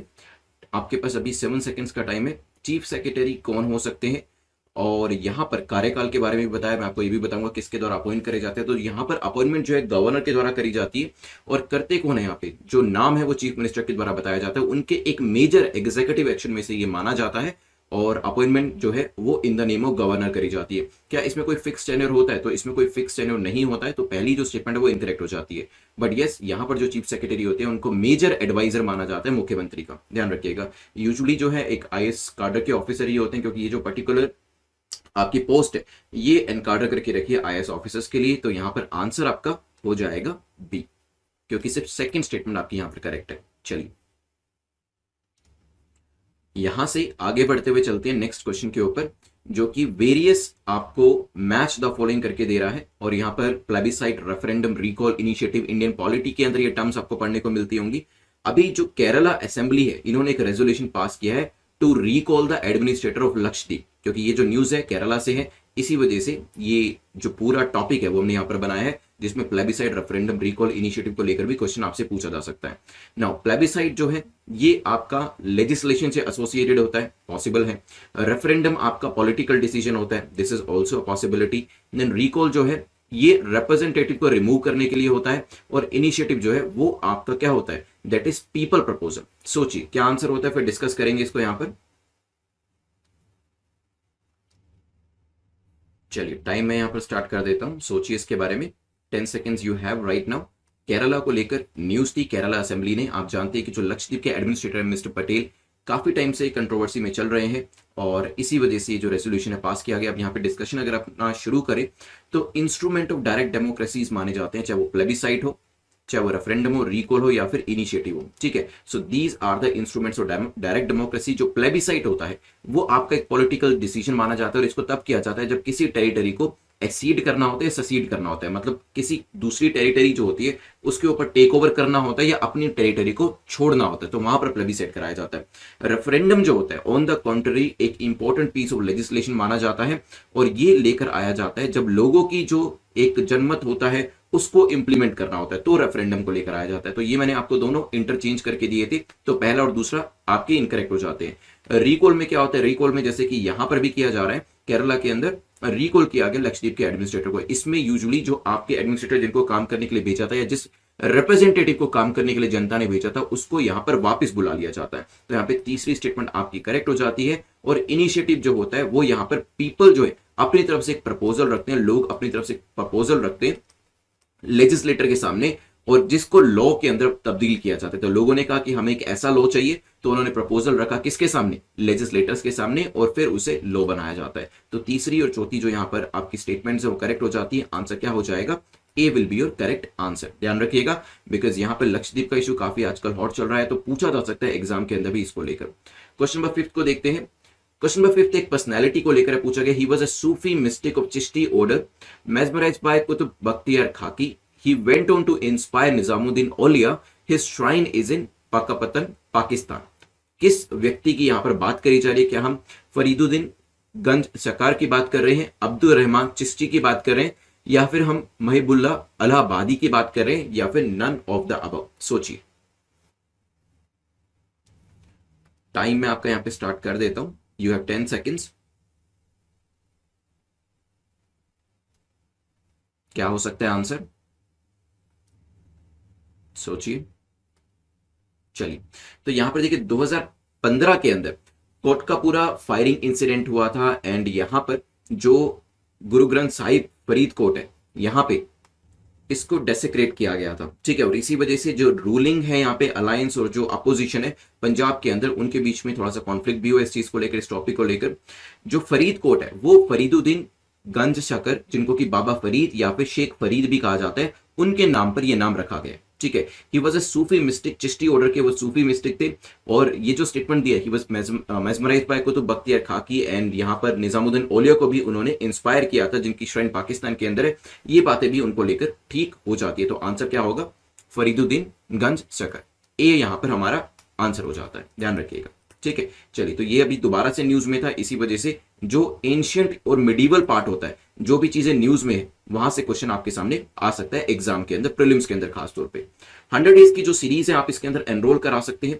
यहां पर आपको डेली 2 घंटे का टाइम जरूर देना है, और यहां पर अगर आप क्रैक यूपीएससी इन 200 डेज के लिए जा रहे हैं तो 2 से 3 घंटे का टाइम इसमें आपको देना पड़ेगा। लेकिन 100 डेज हो या 200 डेज हो, आप इन दोनों कोर्सेज को कंप्लीट कर सकते हैं, क्योंकि प्रीलिम्स के अंदर अब आपके पास काफी टाइम है। तो मेंस के आंसर्स को भी प्रैक्टिस कर सकते हैं, और जो प्रीलिम्स के अंदर एनसीईआरटीज हो, जो एरियाज आपका करंट अफेयर्स हो या स्टैटिक के अंदर हो, जो वीक रह गया था, या फिर जिसकी वजह से आप सोच रहे थे कि एग्जाम में शायद मार्क्स उतने अच्छे ना आ पाए, या फिर आप एग्जाम नहीं देने का सोच रहे थे, सो आई रेकमेंड यू कि आप इन कोर्सेज को कंप्लीट करें, और उसके बाद जाकर आप अपने एग्जाम को दीजिए। आपके जो मार्क्स है, जो अभी तक मॉक टेस्ट में आ रहे थे, उसमें आपको इंप्रूवमेंट देखने को मिलेगा। नेक्स्ट ईयर के लिए तैयारी कर रहे हैं तो मिशन यूपीएससी 2022 के लिए जाएगा, because it's a 500 days series, जहां पर प्रीलिम्स में जो आपकी एनसीईआरटीज और मेजर आपकी बुक्स रहती हैं, वहां से लेकर जो आपको वैल्यू एडेड मटेरियल मेंस के लिए होता है, उसकी तैयारी आपकी एक ही कोर्स के अंदर हो जाती है। चलिए, चलते हैं नेक्स्ट क्वेश्चन के ऊपर, विच इज क्वेश्चन नंबर 6। पूछा गया है consider the following statement. 2 statement को यहां पर कंसीडर करके बताइए इनकरेक्ट यहां पर कौन सा है। The financial affair of a union territory falls under ministry of home affairs. तो फाइनेंशियल अफेयर जो यूटी के होते हैं वो एमएचए के अंतर्गत आते हैं, पॉसिबल है। Article 240 of the part 7 of our Indian constitution वो यूटी से डील करता है। जल्दी से बताएं, यहां पे आपकी सेकंड स्टेटमेंट फैक्चुअल है, और फर्स्ट स्टेटमेंट जो है उसको कहीं ना कहीं न्यूज में आपने जरूर देखा होगा। तो फाइनेंशियल मैटर्स किसके द्वारा डील किए जाते हैं वो आपने जरूर देखा होगा। सोचिए, देखिए मैं आपको यहां पर न्यूज भी बता देता हूं, और यहां पर टाइम भी आपका मैंने शुरू कर दिया है। तो लक्षद्वीप एडमिनिस्ट्रेटर मिस्टर प्रफुल्ल कोरा पटेल जो है, उन्होंने अपना जो कंटेंशियस ड्राफ्ट है उसको फॉरवर्ड किया था, जिसकी वजह से अभी पीछे भी जो न्यूज थी वो हमने यहां पर देखी। और ये जो ड्राफ्ट लॉ है, अप्रूवल इसे मिला है एमएचए से to be implemented in the union territory of Lakshadweep. Financial, legislative, budget and appointment related जितने भी मैटर्स होते हैं यहाँ पे यूटीज के अंदर, केंद्र शासित प्रदेश में, क्योंकि नाम ही केंद्र शासित है तो एमएचए के द्वारा देखे जाते हैं। पहली स्टेटमेंट आपकी ठीक हो जाती है।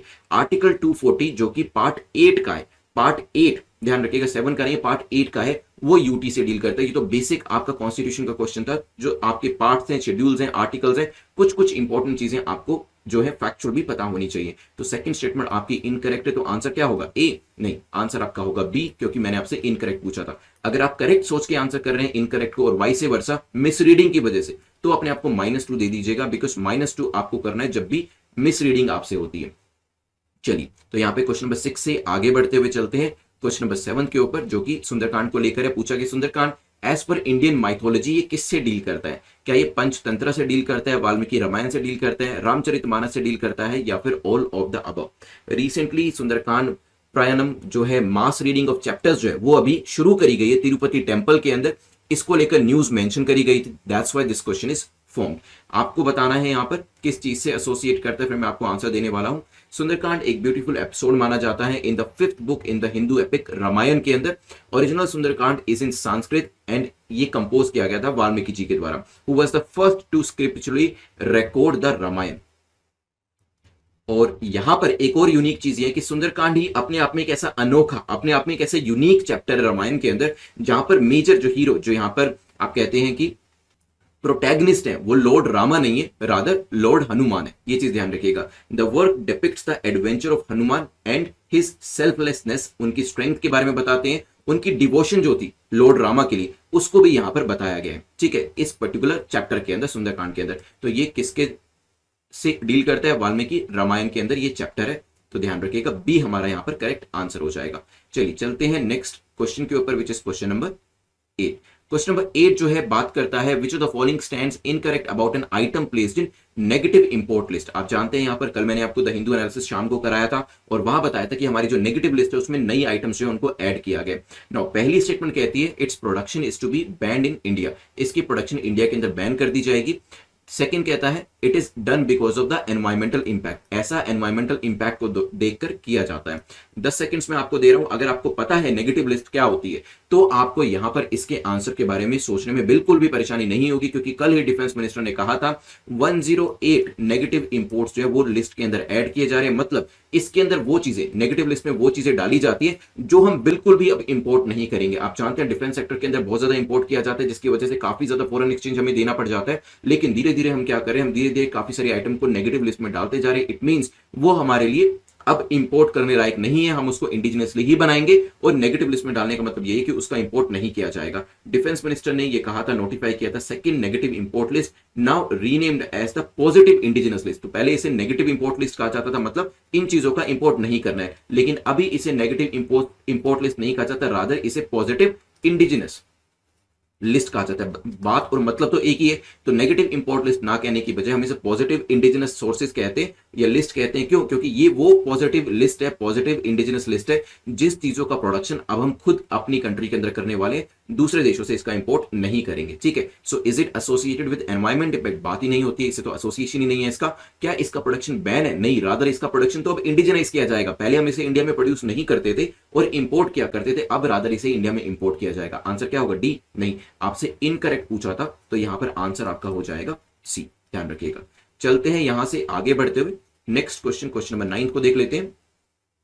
Which of the following stands incorrect about the pressure swing adsorption? Pressure swing adsorption को लेकर पूछा गया। 3 स्टेटमेंट देके कि बताइए कौन सी स्टेटमेंट यहां पर आपकी इनकरेक्ट हो जाती है, कौन सी स्टेटमेंट आपकी गलत हो जाती है। It consist of chambers with alternative pressure inside it. तो इसमें क्या होता है? इसमें चेंबर्स होते हैं और ऑल्टरनेटिंग प्रेशर जो होता है वो इसमें क्रिएट होता है। It helps in the mixing of air, air को मिक्स करने में ये हेल्प करता है, पॉसिबल है।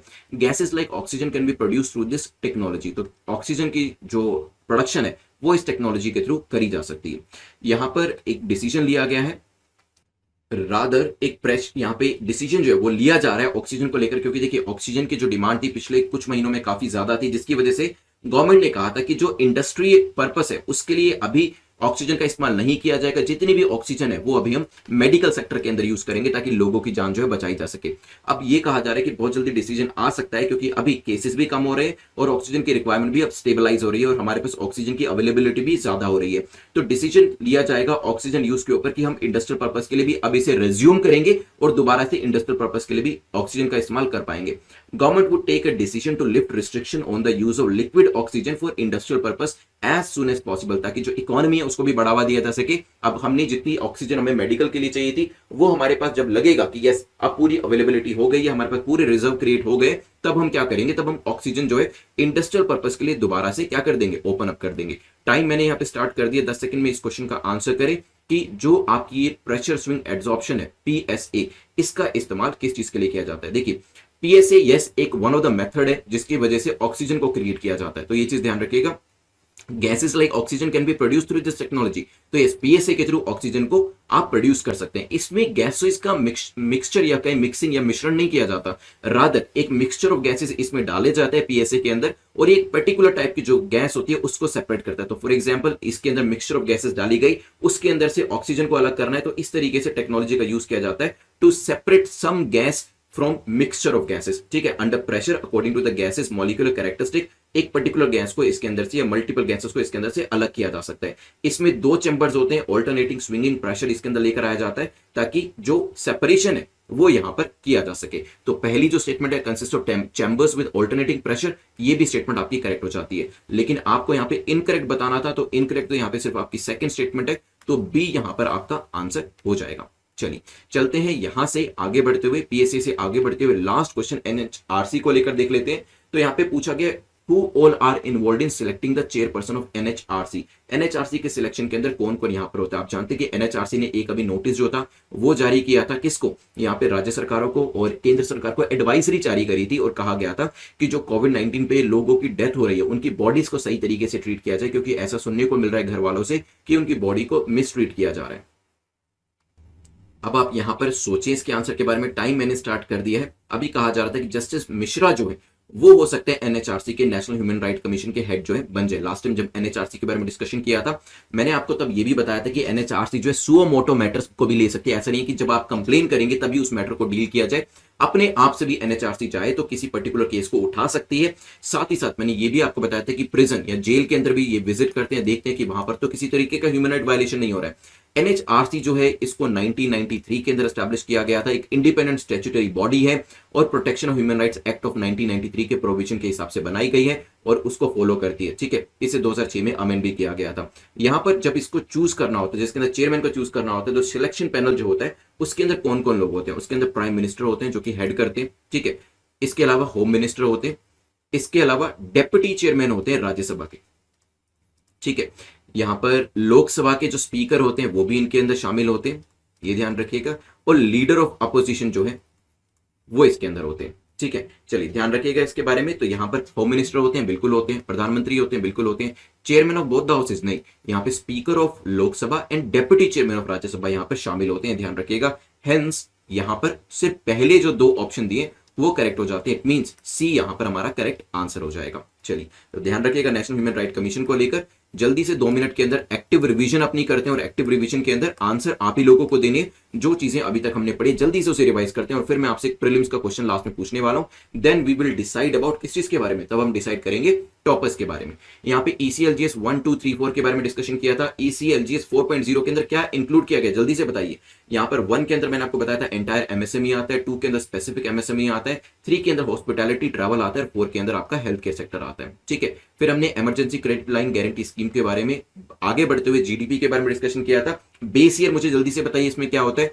इसके अंदर फिक्स मेथड को यूज किया गया था। मैंने आपको यह भी बताया था कि GDP 7.3% से कॉन्ट्रैक्ट हुई है, जो कि पिछले टाइम से बेटर है, क्योंकि पिछले साल 8% कॉन्ट्रैक्शन जो था वो यहां पर हमें देखने को मिला था। यहां पर 2011-12 इज द बेस ईयर, तो ध्यान रखिएगा। नेक्स्ट हमारा डिस्कशन GDP से आगे बढ़ते हुए हुआ था चीफ सेक्रेटरी ऑफ स्टेट के बारे में। तो यहाँ पे उनका क्या टेन्योर फिक्स होता है ये बताइए, और या फिर ये बताएं कि वो किसको सपोर्ट करते हैं। तो सपोर्ट करने की बात है तो एडवाइस देते हैं चीफ मिनिस्टर को, और यहाँ पे चीफ मिनिस्टर उनको सिलेक्ट करते हैं, यहाँ पर उनको चूज करते हैं। गवर्नर जो उनको यहाँ पर अपॉइंट करते हैं। IAS कार्डर के लिए इस जॉब को रखा जाता है और यहाँ पर कोई फिक्स टेन्योर इसमें नहीं होता है। Then we discussed about next question, जो कि यहां पर प्लेबिसाइट, रेफरेंडम, रिकॉल और इनिशिएटिव को लेकर था। रिकॉल केरला असेंबली के अंदर न्यूज में था, इसी वजह से डिस्कशन किया। इनिशिएटिव क्या होता है जल्दी से बताएं। रिकॉल के अंदर रिप्रेजेंटेटिव को वापस बुला लिया जाता है। रेफरेंडम एक इंपॉर्टेंट पीस ऑफ लेजिस्लेशन होता है जो कि यहां पर बताता है कि किस तरीके से पीपल असेंट जो है उसको इंप्लीमेंट करना है। प्लेबिसाइट के अंदर क्या होता है, प्लेबिसाइट एक पॉलिटिकल डिसीजन होता है। पी से प्लेबिसाइट, पी से पॉलिटिकल डिसीजन, जिसके अंतर्गत जो टेरिटरी देनी है लेनी है उसके बारे में बातचीत करी जाती है, राइट। फिर हमारा डिस्कशन इससे आगे बढ़ते हुए हुआ था एक पर्टिकुलर पर्सनैलिटी को लेकर, जहां पे हमने देखा फरीदुद्दीन गंजशकर, जिनको की कहा बाबा फरीद और शेख फरीद कहा जाता है, वो न्यूज में थे, उनके बारे में हमारा डिस्कशन हुआ। देन नेक्स्ट हमारा डिस्कशन जो था 100 डेज 200 डेज की सीरीज को आप exam.netmock.com पे जरूर चेकआउट कर लीजिएगा। You will be benefited a lot by these series. और नेक्स्ट ईयर के लिए तैयारी करें तो मिशन UPSC 2022 को देख लीजिएगा। Then we discussed about particular article, और यहां पर फाइनेंशियल अफेयर्स कौन मैनेज करता है जल्दी से मंत्रालय का नाम बताएं। यूटीज के केस के अंदर आर्टिकल 240 पार्ट 8 का है, जो कि इंडियन कॉन्स्टिट्यूशन में डील करता है यूटी से, और यहाँ पे MHA के हाथ में सारी चीजें होती है केंद्र शासित प्रदेश को लेकर, तो ध्यान रखिएगा। देन हमारा डिस्कशन इससे आगे बढ़ते हुए था सुंदरकांड को लेकर। काफी इंपॉर्टेंट चैप्टर माना जाता है। ये किस चीज का, रामायण का या महाभारत का? कमेंट सेक्शन में बताइए जल्दी से। तो यहां पर जो हीरो है वो हनुमान जी होते हैं, ना कि लॉर्ड रामा। ये इसमें यूनिक चीज थी, वाल्मीकि रामायण के द्वारा इसे स्क्रिप्चुरलाइज किया गया है। देन हमारा डिस्कशन इससे आगे बढ़ते हुए क्वेश्चन नंबर 8 को लेकर हुआ था, जिसमें हमने नेगेटिव इंपोर्ट लिस्ट की बात करी थी। कौन सा मंत्रालय इसको लेकर आया था, जिसको कि अभी पॉजिटिव इंडिजिनस लिस्ट कहा जाता है, नेगेटिव इंपोर्ट लिस्ट अब नहीं कहा जाता। इट इज प्रोड्यूस्ड इस इट बेसिकली इसमें क्या होता है, जो हमारा जो चीजें हम इंपोर्ट कर रहे थे उसको अब हम इंडिया के अंदर ही प्रोड्यूस करेंगे, ताकि इंडिजिनाइजेशन डिफेंस सेक्टर के अंदर आ सके। इसका एनवायरमेंट से कोई लेना देना नहीं है, ध्यान रखिएगा। देन हमने यहां से आगे बढ़ते हुए क्वेश्चन नंबर 9 को लेकर डिस्कशन किया था। एक टेक्नोलॉजी के बारे में पीएसए को लेकर डिस्कशन हुआ था। तो इसके अंदर एयर को कोई भी स्पेसिफिक आपकी जो इसके अंदर पर्टिकुलर गैस है उसको अलग करना है तो पीएसए का यूज किया जाता है, और ऑक्सीजन को भी प्रोड्यूस करने में इसका काफी इंपॉर्टेंट रोल हमने देखा है। देन हमने फाइनली एनएचआरसी के बारे में डिस्कशन किया। जल्दी से मुझे बताएं कि कौन कौन होता है इसमें सिलेक्शन कमेटी के अंदर। तो यहाँ पे आपके प्रधानमंत्री होते हैं, होम मिनिस्टर होते हैं, आपके जो यहाँ पे राज्यसभा है वहां से कौन होते हैं, डेप्यूटी चेयरमैन होते हैं, स्पीकर ऑफ द लोकसभा होते हैं, लीडर ऑफ अपोजिशन होते हैं, ये सब यहाँ पर शामिल होते हैं, ध्यान रखिएगा। ठीक है, चलिए करंट अफेयर्स की सीरीज में हम 4 जून पे पहुंच चुके हैं, और जो टॉपिक्स है वो हम यहाँ पर देख लेते हैं। तो यहाँ पे लॉन्ग पीरियड एवरेज के बारे में डिस्कशन होगा, एफडीआई ट्रेंड्स के बारे में जानेंगे हम, यहाँ पर बाग्राम, एनडीएमए, pencil.gov, ये हमारे टॉपिक्स आज के रहने वाले हैं। एनसीपीसीआर, पीएमआई, इकरा को लेकर भी डिस्कशन होगा। देन यहाँ पर इस मुहिवा एसर रिपोर्ट या असर रिपोर्ट के बारे में डिस्कशन करेंगे। देन इसके अलावा मैप बेस्ड क्वेश्चन आपका रहने वाला है, मॉडल टेनेंसी एक्ट के बारे में, खार के बारे में जानेंगे, balance of payment, UNHCR, IUCN को लेकर आज हमारे 20 क्वेश्चन जो है हम यहाँ पर डिस्कस करने वाले हैं। चलिए शुरुआत करते हैं यहाँ पर पहले क्वेश्चन से, जो कि लॉन्ग टर्म पीरियड एवरेज को लेकर है। आजकल आप न्यूज में इस टर्म को काफी पढ़ रहे होंगे, तो ये किसके कॉन्टेक्स्ट में आजकल आप पढ़ रहे हैं या फिर किसके कॉन्टेक्स्ट में ये यूज करी जाती है? रेनफॉल, साइक्लोन, अर्थक्वेक या फिर नन ऑफ द अबव? सोचिए। चलिए देखिए, अभी कुछ टाइम पहले स्काईमेट ने भी जो मॉनसून है इसको लेकर अपनी प्रेडिक्शन दी थी, और जो हमारा आईएमडी है, इंडियन मेटेरोलॉजिकल डिपार्टमेंट, ये भी अपनी प्रेडिक्शन मॉनसून को लेकर देता रहता है। और यहां पर कहा है कि मॉनसून रेंज जो है ऐसा एक्सपेक्ट किया जा रहा है कि 101% एलपीए के हिसाब से रहने वाली है। तो लॉन्ग पीरियड अगर एवरेज लिया जाए तो उसके हिसाब से यहां पर जो इस बार रेन रहेगी वो 101% रहेगी, मतलब 1% ज्यादा रहेगी अगर पिछले सालों का एवरेज जो है वो यहां पे लिया जाए। यहां पर जो पिछले सालों का एलपीए जो लिया जाता है 50 सालों का लिया जाता है, 1951 से लेकर 2001 तक। ठीक है, एवरेज जो है अराउंड 89 सेंटीमीटर तक आता है रेनफॉल का जो एक्चुअल फिगर है, और इससे इसको बेस बनाकर कंपेयर किया जाता है कि इस साल हमारे यहाँ पर कितनी ज्यादा प्रेसिपिटेशन होने वाली है। अगर नंबर 89 से ज्यादा होगा इस साल का जो हमारा यहाँ पे हमने प्रेडिक्ट किया है, तो ये परसेंटेज भी 100 से ज्यादा आएगी। मान लीजिए कि ये नंबर जो इस साल का है वो 80 आता, तो यहाँ पर नंबर जो है वो 100 से गिर जाता। ठीक है, क्योंकि 89 को बेस बनाकर यहाँ पर इसे कैलकुलेट किया जाता है। तो आंसर आपका क्या हो जाएगा यहाँ पर? A will be the correct answer. इसे हम देखते हैं किसके केस के अंदर? रेनफॉल के केस के अंदर।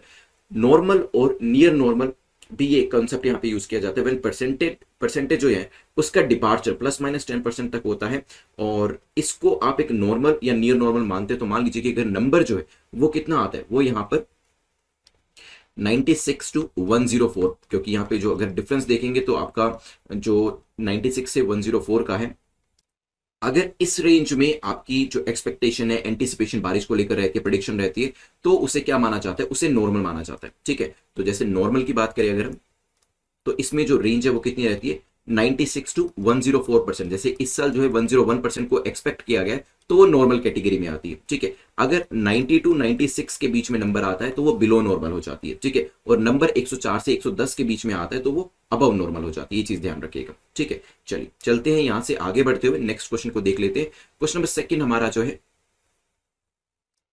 वो यहाँ पर डेटा बेस्ड क्वेश्चन आपका है। तो फाइनेंशियल ईयर 2013 से लेके फाइनेंशियल ईयर 2020 तक कह रखा है कि जीसीएफसी बाय जीडीपी का जो रेशियो है वो इंक्रीज हुआ है। तो ये देखिए, ये चीजें हम तभी बता पाएंगे जब इकोनॉमी के जो आर्टिकल्स है उसको कवर कर रहे हैं।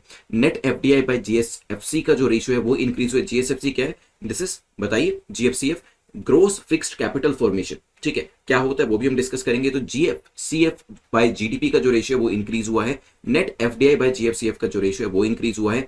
नेट एफडीआई बाय जीडीपी का रेशियो जो है वो डिक्रीज हुआ है। ये जो डेटा था, रिसेंट एक आर्टिकल था जिसमें बताया गया था कि एफडीआई जो है वो कंट्री के अंदर सर्ज हुई है, उसमें देखा गया कि नंबर जो है वो बढ़ा है, उसको लेकर ये आर्टिकल दिया गया था और ये डेटा भी उसके अंदर मेंशन किया गया था। देखिए, नेट एफडीआई ध्यान रखिएगा, this is the FDI inflow, जो टोटल कंट्री के अंदर एफडीआई आता है, इनफ्लो जितना होता है माइनस आउटफ्लो।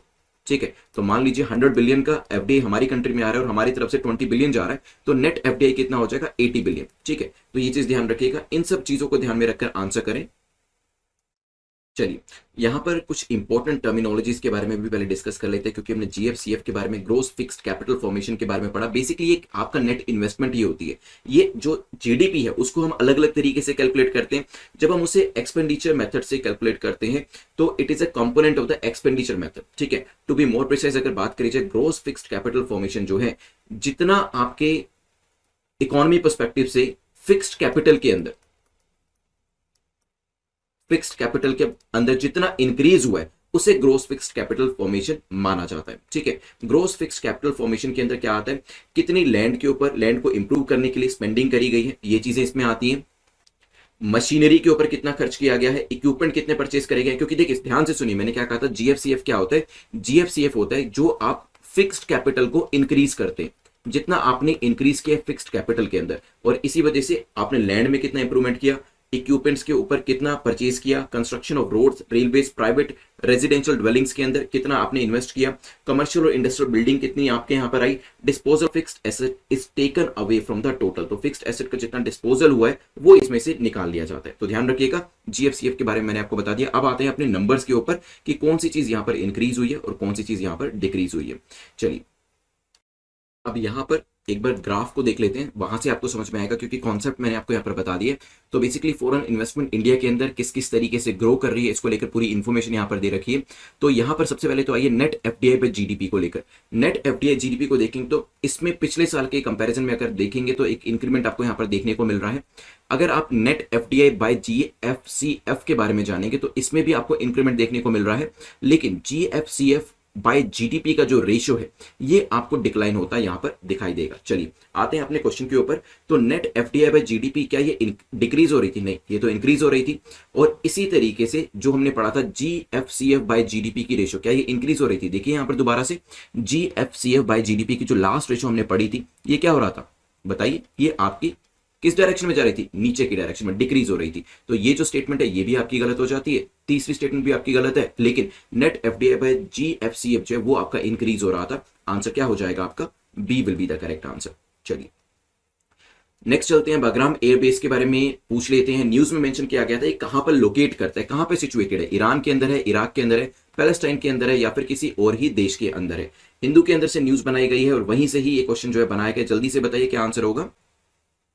चलिए, तो यूएस जो है इसे ऑफिशियल के द्वारा कहा गया कि जो बगराम बेस है ये आपका 20 दिन के अंदर हैंड ओवर कर दिया जाएगा। US military will hand over its main Bagram air base to Afghan forces in about 20 days, ऐसा ऑफिशियल स्टेटमेंट में कहा गया है। The vast base build by Soviets के द्वारा ये बनाया गया था 1980 के अंदर, and it is the biggest military facility जिसे कि यूएस और नेटो के फोर्सेस के द्वारा अफगानिस्तान के अंदर यूज किया गया है, with tens of thousand troops station there during the peak of US involvement. जब कंट्री के अंदर अफगानिस्तान के अंदर चल रही थी तो यहाँ पर हजारों की तादाद में जो यूएस की फोर्सेस के जो यहां पर ट्रूप्स थे वो यहां पर तैनात थे। तो कहां पर लोकेट करता है? Afghanistan is the correct answer, और अफगानिस्तान तीनों ऑप्शन में नहीं था, तो आंसर क्या हो जाएगा? None of the above. ध्यान रखिएगा बागराम बेस के बारे में ये कुछ इंपॉर्टेंट चीजें थी। चलिए नेक्स्ट क्वेश्चन पे चलते हैं, जो कि एनडीएमए को लेकर है, नेशनल डिजास्टर मैनेजमेंट अथॉरिटी को लेकर पूछा गया कि बताइए, वेरियस स्टेटमेंट्स आपको दिए हैं कि कौन सी स्टेटमेंट करेक्ट है, ये आपको बताना है। PM is the ex officio head of the body, possible है। The minister of home affairs is the ex officio vice chairman of the committee. NDMA had recently set up a migrant information system portal. चलिए discuss करते हैं। तो यहां पर जो NDMA इसके बारे में डिस्कशन करते हैं। DM act is of 2005 when it was first enforced during pandemic. Centre ने इशू जो है वो यहां पर एक नोटिस जो वो इशू किया है to ex Bengal chief secretary under it. यहां पर तो यहां पर आप जानते हैं कि एक्स बंगाल चीफ सेक्रेटरी जो है इनको लेकर न्यूज काफी ज्यादा आई है, क्योंकि यहाँ पर जो पीएम है वो यहाँ पर यास को लेकर एक पूरा जो सर्वे था वो करने के लिए गए थे, लेकिन जो सेक्रेटरी थे उन्होंने जो मीटिंग्स थी उसके अंदर यहाँ पर जो अटेंड करनी चाहिए थी उनको वो यहाँ पे अटेंड नहीं करी। तो यहाँ पे डीएम एक्ट जो है, जो डिजास्टर मैनेजमेंट एक्ट है, क्योंकि यास की ही पूरी सिचुएशन थी जिसकी वजह से जो ईस्टर्न कोस्ट है वहां पर काफी सारे ऐसे प्रदेश हैं जिसमें उड़ीसा भी शामिल है और आपका वेस्ट बंगाल भी शामिल है, जहां पर इस तरीके की सिचुएशन जो है लोगों को जो प्रॉब्लम्स है वो फेस करनी पड़ रही है। तो डीएम एक्ट के अंतर्गत उनको चार्ज किया गया है कि आपको जो कंप्लायंस करना चाहिए था, जिस मीटिंग के अंदर आपको बुलाया गया था जो कि इस डिजास्टर मैनेजमेंट को लेकर थी, उसमें आपने शिरकत क्यों नहीं करी यहाँ पर। ठीक है, चलिए तो डिस्कस करते हैं क्या पीएम इस बॉडी के हेड होते हैं। तो एनडीएमए की बात करें तो यहां पर जो इसके हेड होते हैं वो प्राइम मिनिस्टर होते हैं, एक्स ऑफिशियो हेड उनको माना जाता है। तो that is the first thing, ex officio chairperson होते हैं वो। तो पहली जो स्टेटमेंट है वो आपकी करेक्ट है। नाउ वाइस चेयरमैन कौन होते हैं यहाँ पे? देखिए वाइस चेयरमैन जो है यहाँ पर आपके कैबिनेट मिनिस्टर होते हैं, लेकिन वो कोई भी कैबिनेट मिनिस्टर हो सकते हैं, नॉट नेसेसरी कि होम मिनिस्टर हो। तो minister of home affairs is the ex officio vice chairman of this committee. तो नॉट नेसेसरी कि वो होम अफेयर मिनिस्टर ही हो, वो कोई भी कैबिनेट मिनिस्टर हो सकते हैं। सो यहाँ पे सेकंड स्टेटमेंट जो है वो आपकी इनकरेक्ट हो जाती है। थर्ड स्टेटमेंट की बात करें, NDMA had recently set up a migrant information system portal. तो ये अभी हमने कुछ दिन पहले न्यूज में डिस्कस किया था। इस चीज को लेकर याद आ रहा है आपको क्या डिस्कस किया गया था? बताइए, सोचिए। एनडीएमए ने रिसेंटली एक माइग्रेंट इन्फॉर्मेशन जो है सेटअप की, एक पोर्टल जो है सेटअप किया ताकि जो माइग्रेंट वर्कर्स है उनका स्मूथ पैसेज जो है वो यहां पर इंश्योर किया जा सके। ध्यान रखिएगा इसके बारे में। तो मैंने आपको जो ऑपरेशनल स्ट्रक्चर है वो भी बता दिया है। और एनडीएमए जो है नेशनल डिजास्टर मैनेजमेंट अथॉरिटी, इसे एस्टैब्लिश किया गया था through the disaster management act जो कि 2005 में एनेक्ट किया गया था, और फॉर्मली इसे 2006 में कॉन्स्टिट्यूट किया गया था। It is a statutory body for disaster management in the country. ये भी ध्यान रखिएगा। इसकी मैंडेट क्या है? Its primary purpose is to coordinate the response to natural disaster. अगर आता है या मैन मेड डिजास्टर आता है तो कैपेसिटी बिल्डिंग करने का काम, क्राइसिस रिस्पॉन्स का काम, डिजास्टर रेजिलियंसी का काम इसके द्वारा किया जाता है। तो यहां पर पहली और तीसरी स्टेटमेंट ठीक होने की वजह से आंसर आपका हो जाएगा सी। ध्यान रखिएगा।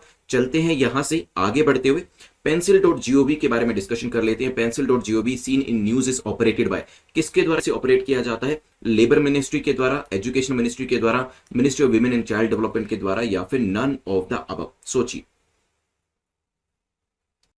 चलिए देखिए, पेंसिल की फुल फॉर्म पता है तो आंसर करना इजी हो जाएगा। वैसे देखिए बहुत सारे लोगों ने हो सकता है मिनिस्ट्री ऑफ एजुकेशन को यहाँ पे मार्क किया हो, जो कि एक कॉमन सेंस हमारी बताती भी कि pencil.gov है तो पेंसिल से एजुकेशन से रिलेट ही करता होगा, तो बी मार्क किया होगा। तो I can understand that even though that answer is not correct. इसकी फुल फॉर्म मैं आपको बता देता हूं। पेंसिल की क्या है? प्लेटफॉर्म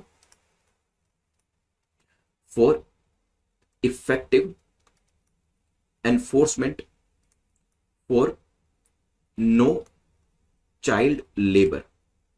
ठीक है, अगर यहां पे फुल फॉर्म पता होती तो आपको चाइल्ड लेबर समझ में आ जाता कि ये चाइल्ड लेबर को लेकर है, और मिनिस्ट्री ऑफ लेबर आप यहां पर आंसर कर सकते थे। ठीक है, तो कई बार कॉमन सेंस जो है इसी वजह से, देखिए वैसे कॉमन सेंस को यूज करना चाहिए। अगर कुछ भी नहीं पता है तो कॉमन सेंस आपको काफी ज्यादा क्वेश्चंस को सोल्व करने में हेल्प करेगी, लेकिन कई बार ऐसा भी होता है कि नॉलेज, अगर स्पेसिफिकली उस चीज के बारे में नॉलेज है तो आंसर करना बेहतर रहता है, क्योंकि यूपीएससी ऐसे ही सिचुएशंस को, ऐसे ही एरियाज को कवर करता है जहां पर कहीं ना कहीं जो हमारी कॉमन सेंस है वो हमें सही आंसर नहीं दे रही होती है। ठीक है, चलिए तो यहाँ पे breaking the cycle of child labour जो है वो इंडिया के हाथ में ही बताया जा रहा है। और पेंडेमिक के टाइम पे हमने देखा है कि जो एजुकेशन है वो वैसे भी थोड़ी सी पीछे चली गई है। और यहां पर एडिटोरियल जो मेंशन किया गया था न्यूज़पेपर के अंदर, उसके अंदर pencil.gov.in की बात करी गई थी कि ministry of labour and employment ने ऑपरेट किया है online portal www.pencil.gov.in।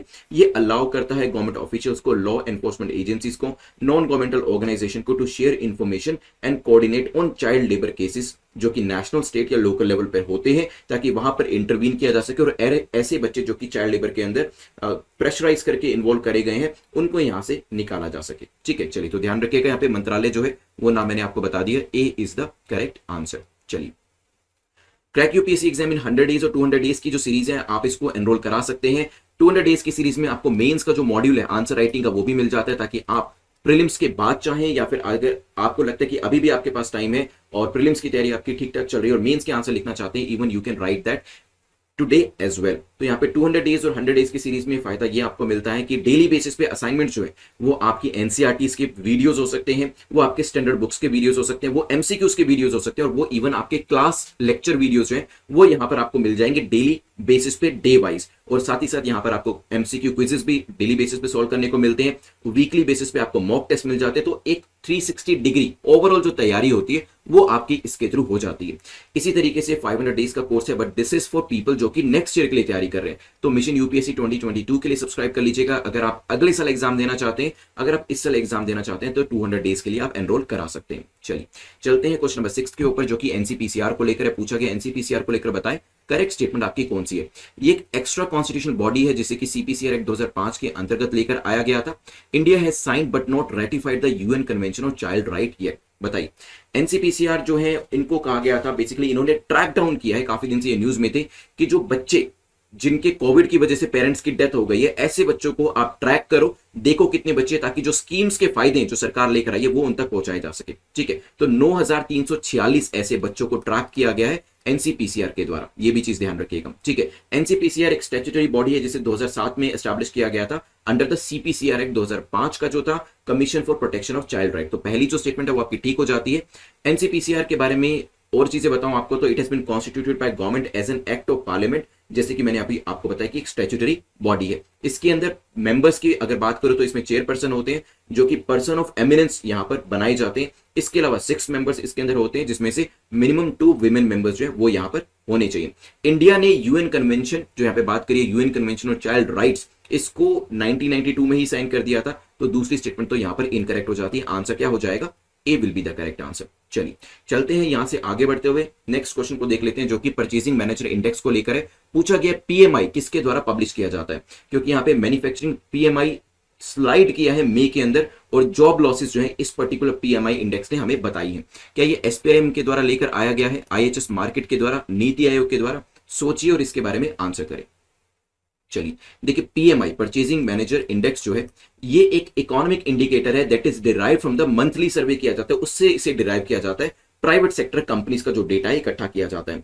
Purchasing manager index का एम है in providing information regarding the current and future condition of business to the decision makers, analyst and investor of the company. तो company के जो investors हैं, businessman हैं और जो business चला रहे हैं, एनालिस्ट हैं, उनको यहां पर डेटा प्रोवाइड करने का काम पीएमआई के द्वारा किया जाता है। ठीक है, तो ये चीज ध्यान रखिएगा। ये लेकर किसके द्वारा आया गया ये भी मैं आपको बता देता हूं। There are 3 principal procedures of purchasing manager index. तो इन प्रोड्यूसर्स के अंदर बात करी जाए तो नंबर 1 पे इसके प्रोड्यूसर है SIPMM। SIPMM क्या है? Singapore institute of purchasing and material management. तो ये एक प्रोड्यूसर के तौर पे जाने जाते हैं। ठीक है, 1972 में स्टैब्लिश किया गया था, सिंगापुर में लोकेट करते हैं परचेजिंग मैनेजर इंडेक्स को लेकर। सेकंड इसके प्रोड्यूसर है वो है ISM institute of supply management, इसे 1915 में यूएसए के अंदर एस्टैब्लिश किया गया था। और तीसरे IHS market group that is located in London, IHS को 1959 में एस्टैब्लिश किया गया था। ठीक है, तो ये चीज ध्यान रखिएगा। IHS और मार्केट पहले अलग अलग हुआ करते थे, लेकिन ये 2016 में मर्ज हो गए। नीति आयोग का इससे कोई लेना देना नहीं है। पहली जो 2 यहां पर ऑप्शंस आपको दिए वो बिल्कुल करेक्ट हो जाते, तो बी आपका यहां पर आंसर हो जाएगा।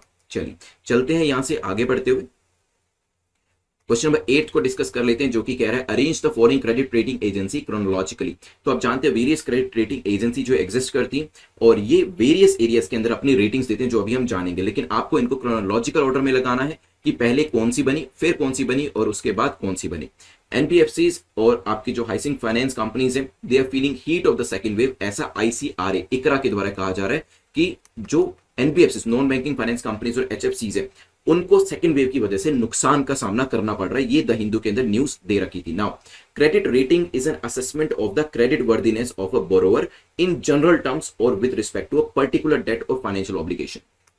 तो क्रेडिट रेटिंग एजेंसी का काम होता है रेटिंग देना। क्यों? क्योंकि यहां पर जो बोरोवर है उसकी क्रेडिट वर्दीनेस को देखा जाता है। अगर आपने देखा हो इंडिया लेवल पे या फिर कहें कि नेशनल इंटरनेशनल लेवल पे भी वेरियस कंट्रीज को भी क्रेडिट रेटिंग दी जाती है। ठीक है, कि और अलग अलग कंपनीज को भी क्रेडिट रेटिंग दी जाती है, बोरोवर्स को भी दी जाती है, क्योंकि ये उसकी वापस करने की, जो पैसा लिया गया उसकी वापस करने की जो कैपेसिटी है उसके बेसिस पे ये रेटिंग दी जाती है। It can be assign to any entity जो कि पैसे को बोरो कर रही है। किसी इंडिविजुअल को भी आप रेटिंग दे सकते हैं कि क्या फ्यूचर में ये व्यक्ति पैसा वापस करेगा या नहीं करेगा, तो इंडिविजुअल को भी दे सकते हैं और साथ ही साथ किसी कॉरपोरेशन को भी दे सकते हैं। और कॉरपोरेशन के अलावा कोई स्टेट या प्रोविंशियल अथॉरिटी हो, सॉवरेन गवर्नमेंट हो, उनको भी ये रेटिंग दी जाती है। जैसे आपने देखा होगा कि इंटरनेशनल लेवल पे भी S&P है, स्टैंडर्ड एंड पुअर, जिसकी बात करी जाती है, एंड वेरियस अदर ऐसी एजेंसीज जो कि इन वन और द अदर एस्पेक्ट रेटिंग की बात करते हैं। इंडिया के अंदर बात करें इंडियन क्रेडिट रेटिंग इंडस्ट्री की, तो मेनली यहां पर आपको क्रिसिल मिलेगी। क्रिसिल काफी फेमस है, सुना होगा आपने। इकरा भी सुना होगा जो भी न्यूज में थी। देन आपके पास पिच है, केयर है, देन आपकी ऑनिक्रा है एंड समेरा है। ठीक है, तो ये नाम आपको पता हो तो बेटर रहेगा। बात करी जाए क्रिसिल सबसे ज्यादा फेमस भी है और इसे 1988 के अंदर सेटअप किया गया था। ठीक है, इकरा को 1991 में सेटअप किया गया था और केयर को 1993 में सेटअप किया गया था। ठीक है, तो यहां पे आंसर आपका क्या हो जाएगा? पहले नंबर पे क्या आ रहा है बताइए? तो यहाँ पे आंसर क्या हो जाएगा, 312 आपका करेक्ट ऑर्डर रहेगा, तो बी आपका यहाँ पर करेक्ट आंसर हो जाएगा। चलिए चलते हैं यहाँ से आगे बढ़ते हुए क्वेश्चन नंबर 9 को देख लेते हैं। The term Isaac Moeva seen in the news relates to. Now बताइए जल्दी से, ये न्यूज में आपने कहीं ना कहीं इस टर्म को पढ़ा होगा। क्या कोई ये एक्सट्रीमिस्ट ग्रुप है, कोई स्पिरिचुअल लीडर है, एंशियंट टाइप की कोई मार्शल आर्ट है, या फिर नन ऑफ द अबव? चलिए तो correct answer is extremist group है। आप असम की न्यूज आजकल पढ़ रहे होंगे। एनएससीएन आईएम जो है, जो आपकी आइजैक मोएवा एनएससीएन है, that is using new outfits as front in Assam. चलिए चलते हैं यहां से आगे बढ़ते हुए लास्ट क्वेश्चन को देखते हैं। लास्ट इन द सेंस की 3rd ऑफ जून के लास्ट क्वेश्चन को देखते हैं। 4th ऑफ जून जो है अभी शुरू होने वाला है, तो 20 क्वेश्चन में से आज आपको मार्किंग करनी है। असर रिपोर्ट जो है किसके द्वारा पब्लिश करी जाती है? वर्ल्ड बैंक के द्वारा, अजीम प्रेमजी यूनिवर्सिटी, प्रथम के द्वारा, या फिर ऑल ऑफ द अबव? सब मिलकर इसको करते हैं। सोचिए जल्दी से इसके बारे में, फिर डिस्कस करेंगे। एडिटोरियल ने मेंशन किया था असर रिपोर्ट की फाइंडिंग्स को, और चाइल्ड लेबर के ऊपर जो इंपैक्ट हुए हैं उसके बारे में यहां पर मेंशन किया हुआ था। इसके बारे में भी डिस्कशन करेंगे। असर के अंदर basically it's a biennial publish report जो कि एनजीओ प्रथम के द्वारा लेकर आई जाती है। सी आपका आंसर हो जाता है। वैसे भी देखिए हिंदी का नाम है असर, तो वैसे भी वर्ल्ड बैंक को आप यहाँ पे एलिमिनेट कर सकते थे, और चांसेस होते हैं कि वर्ल्ड बैंक की कोई रिपोर्ट होती है तो आप मतलब कॉमन सेंस को यहाँ पे हम यूज कर सकते हैं कि उसका नाम लार्जली हम एक्सपेक्ट कर सकते हैं कि वो इंग्लिश में ही होगा। ठीक है, असर is biennial publish by NGO प्रथम, और 2005 से इसे पब्लिश किया जा रहा है। और जब हम लोग भी तैयारी किया करते थे 2010-11 की बात है, तब वहां पर भी असर की रिपोर्ट प्रथम एनजीओ के द्वारा रिपोर्ट लाई जाती थी, और जिसमें बताया जाता था कि बच्चों की जो एजुकेशन है, क्वालिटी ऑफ एजुकेशन क्या है। तो मैंने आपको ये भी चीज पहले भी बताई थी कि क्या 6th क्लास का बच्चा 3rd क्लास का मैथ्स भी नहीं कर पा रहा होता था, और 5th क्लास का बच्चा 4th क्लास की इंग्लिश नहीं पढ़ पा रहा होता था। तो ये सभी चीजें जो क्वालिटी एस्पेक्ट होते हैं, देखिए एजुकेशन डजंट मीन कि हर साल 7th के बाद 8th आ रहा है, 8th के बाद 9th आ रहा है, आपको डिग्रीज मिलती जा रही हैं, आपको सर्टिफिकेट्स मिलते जा रहे हैं, पासिंग सर्टिफिकेट्स आपको यहाँ पर प्रोवाइड किए जा रहे हैं। That doesn't mean education. Education का मतलब है कि आपका अटेनमेंट कितना हो रहा है, तो वो चीज जो है असर के द्वारा यहाँ पर मेजर किया जाता है। ठीक है, ASER survey 2020 is the first ever phone based education survey इनके द्वारा लिया गया है, और इसे पब्लिश भी किया गया है। ASER 2020 surveys the provision of an access to distance education mechanism. Rural India के अंदर कितने ज्यादा डिस्टेंस एजुकेशन के जो मैकेनिज्म है अवेलेबल है, क्योंकि स्कूल आप जानते हैं कि चाहे गांव हो या फिर आपके रूरल अर्बन एरिया कोई भी एरिया हो, वहां पर स्कूल तो बंद है, तो वहां पर डिस्टेंस एजुकेशन क्या प्रोवाइड करी जा रही है, नहीं करी जा रही, इसके कितने प्रोविजन अवेलेबल है, इसको लेकर जो सर्वे है वो प्रथम के द्वारा किया गया था। तो यहाँ पे आंसर आपका 10th का सी हो जाएगा, ध्यान रखिएगा। चलते हैं 11th क्वेश्चन के ऊपर, जो कि तजिकिस्तान को लेकर है। तजिकिस्तान किससे बॉर्डर को शेयर करता है? चाइना से, अफगानिस्तान से, तुर्कमेनिस्तान से? आपको ऑप्शंस नीचे दिए गए हैं, सोचिए इसके बारे में। और टाइम भी आपका यहाँ पर स्टार्ट हो चुका है, जल्दी से बताएं। पाकिस्तान जो है वो यहाँ पर जो आर्म्स एंड एम्यूनिशन है जो डोमेस्टिकली मैन्युफैक्चर कर रहे हैं पाकिस्तान है, वो तजिकिस्तान को प्रोवाइड कर रहा है। ये न्यूज थी, और यहाँ पे हमें बताना था कि बॉर्डर किससे शेयर किया जाता है। तो यहाँ पर जो आपका तजिकिस्तान है, इसका बॉर्डर मैं आपको एक बार मैप के ऊपर दिखा देता हूँ। तजिकिस्तान किस किस से बॉर्डर शेयर करता है, उसके बाद आंसर देना आपके लिए ईजी हो जाएगा। अगर आप तजिकिस्तान के बारे में जानते हो, यहाँ पर हमारा फारकोर करके एक एयरबेस भी है, जो कि जिसकी वजह से तजिकिस्तान हमारे लिए और भी ज्यादा इंपॉर्टेंट हो जाता है। So this is Tajikistan. और अगर आप नीचे देखेंगे आपको अफगानिस्तान दिखाई दे रहा होगा, यहां पर आपको चाइना जो है वो भी दिखाई दे रहा है, उज्बेकिस्तान भी आपको दिखाई दे रहा है, राइट। पाकिस्तान से यहाँ पे बॉर्डर टच नहीं हो रहा है, चाइना से बॉर्डर टच हो रहा है, किर्गिस्तान से हो रहा है, उज्बेकिस्तान से हो रहा है।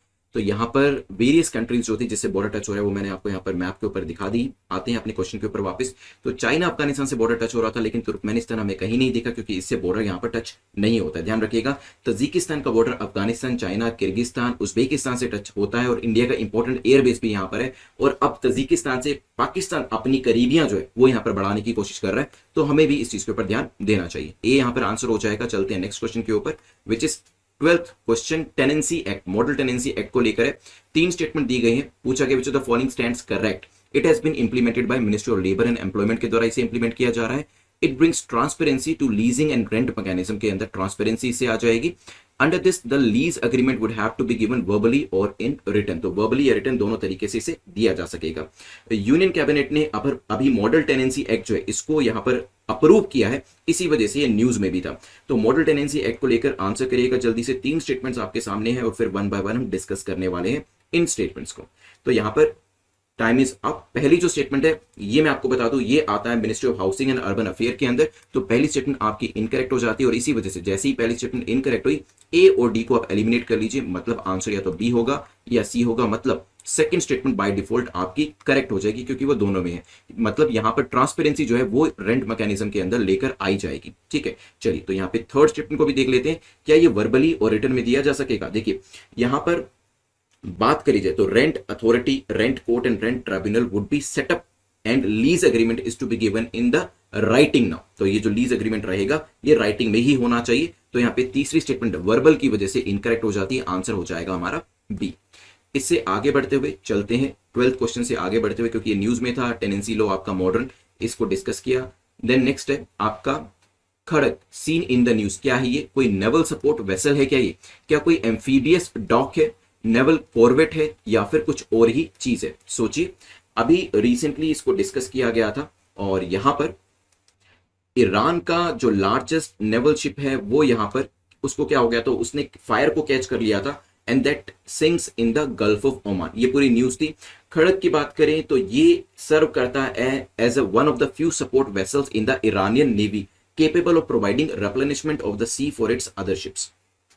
ये जो है हैवी कार्गोस को लिफ्ट भी कर सकता है और हेलीकॉप्टर्स के लॉन्च पॉइंट के तौर पे भी काम करता है। ये जो शिप है it is built in Britain and launched in 1977 और ईरानियन नेवी में इसे 1984 के अंदर एंटर किया गया और तब से ये इनके लिए काम कर रहा है। अभी रिसेंटली न्यूज में था क्योंकि यहाँ पर ईरान की जो लार्जेस्ट नेवी शिप थी उसने फायर को कैच किया था, उसमें आग लग गई थी और ओमान के गल्फ ऑफ ओमान के अंदर डूब गया था, तो उसको लेकर इसका जिक्र जो था वो यहाँ पर किया गया था। ठीक है, तो आंसर क्या हो जाएगा आपका, A will be the correct answer. कुछ इस तरीके से दिखता है। चलते हैं नेक्स्ट क्वेश्चन के ऊपर which is question number 14।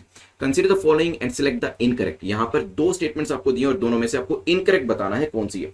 A negative balance of trade implies a capital account deficit, हो सकता है a negative balance of trade implies balance of payment deficit. बताइए क्या यहां पे कौन सा गलत है कौन सा सही है, ये आपको बताना है। एक्सपोर्ट अभी हमारे अगर मई के महीने के देखें, टाइम स्टार्ट कर देता हूं मैं आपका यहां पे, तो मई के महीने के जो एक्सपोर्ट है ये यहां पर जंप हुए हैं और ये 32.21 बिलियन तक पहुंच चुके हैं और ट्रेड डेफिसिट जो हमारा है वो 6.32 बिलियन पे पहुंच चुका है। द हिंदू के अंदर इकोनॉमिक सेक्शन के अंदर ये न्यूज दे रखी थी। अब हम यहां पर देखते हैं इकोनॉमिक पर्सपेक्टिव से ये क्या है। देखिए बैलेंस ऑफ पेमेंट के अंदर 3 अकाउंट होते हैं। ठीक है, इसमें आपका current account, capital account and financial account होता है। ठीक है, it is the current account which deals with balance of trade. ठीक है, तो एक्सपोर्ट एंड इंपोर्ट के साथ कौन डील करता है, करंट अकाउंट आपका डील करता है। तो जो पहली स्टेटमेंट है negative balance of trade implies a capital account deficit, ये तो आपकी वैसे इनकरेक्ट हो जाती है क्योंकि करंट अकाउंट इससे डील करता है। If the export is less than import तब यहां पर करंट अकाउंट डेफिसिट देखा जाता है, ये चीज ध्यान रखिएगा। And deficit balance of payment भी यहां पर एक्सपीरियंस किया जाता है। तो negative balance of trade implies balance of payment deficit, ठीक है, क्योंकि नेगेटिव बैलेंस ऑफ ट्रेड जो होता है उस सिचुएशन के अंदर करंट अकाउंट डेफिसिट भी होता है और डेफिसिट बैलेंस ऑफ पेमेंट भी उसे कहा जाता है। ठीक है, तो ध्यान रखिएगा दोनों सिचुएशन होती है, current account deficit and deficit balance of payment. Second statement जो आपकी है यहां पर ये करेक्ट हो जाती है, लेकिन फर्स्ट स्टेटमेंट इनकरेक्ट है। इकोनॉमी के जो आपकी 200 डेज की या मिशन यूपीएससी 2022 सीरीज है, जो इकोनॉमिक्स के लेक्चर है, वहां पर इसके बारे में मैंने आपको एक्सप्लेन किया, तो वहां से आप देख सकते हैं करंट अकाउंट और कैपिटल अकाउंट के बारे में। ठीक है, चलिए तो यहां पर सेकंड स्टेटमेंट जो है वो मैंने आपको बताई करेक्ट है, फर्स्ट इनकरेक्ट है, आपको इनकरेक्ट ही बतानी थी। आंसर क्या हो जाएगा, ए। चलते हैं यहां से आगे बढ़ते हुए नेक्स्ट क्वेश्चन के ऊपर। नेक्स्ट क्वेश्चन आपका है क्वेश्चन नंबर 15 जो आईयूसीएन स्टेटस को लेकर पूछा गया। एशियन अफ्रीकन एलिफेंट जो अभी रिसेंटली न्यूज में देखे गए, इनका आप आईयूसीएन स्टेटस बताइए। दोनों एंडेंजर्ड है, दोनों वल्नरेबल, या पहला एंडेंजर्ड है और दूसरा वल्नरेबल, या फिर नन ऑफ द अबव।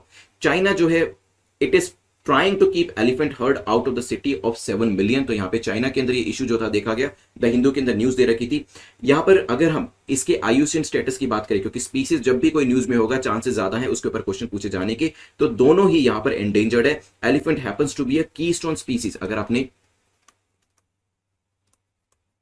जो एनवायरमेंट इकोलॉजी के जो मेरे लेक्चर है वो देखें तो वहां पर मैंने आपको कीस्टोन स्पीसीज के बारे में अच्छे से एक्सप्लेन किया है, तो वो भी आप वेरियस सीरीज के अंदर देख सकते हैं कीस्टोन स्पीसीज क्या होता है, क्योंकि ये एनवायरमेंट इकोलॉजी के अंदर एक इंपॉर्टेंट एरिया माना जाता है। तो एलिफेंट जो है इसे कीस्टोन स्पीसीज माना जाता है और ये एक ऐसा स्पीसीज है जिसके ना होने की वजह से जो पूरा आपका फूड चेन होता है, जो फूड वेब होता है वो डिस्टर्ब हो सकता है, पूरा आपका जो एक इकोसिस्टम होता है वो डिस्टर्ब हो सकता है। ठीक है, और बिग 5 इनिशिएटिव जो अभी हमने कुछ आई थिंक आज से 4-5 दिन पहले बिग 5 इनिशिएटिव जो पढ़ा था एमसीक्यू के थ्रू, उसके अंदर भी ये एलिफेंट एक एनिमल के तौर पे शामिल है। आंसर क्या हो जाएगा, मैंने आपको बताया कि जो दोनों है दोनों ही एंडेंजर्ड माने जाते हैं, तो आंसर आपका ए हो जाएगा।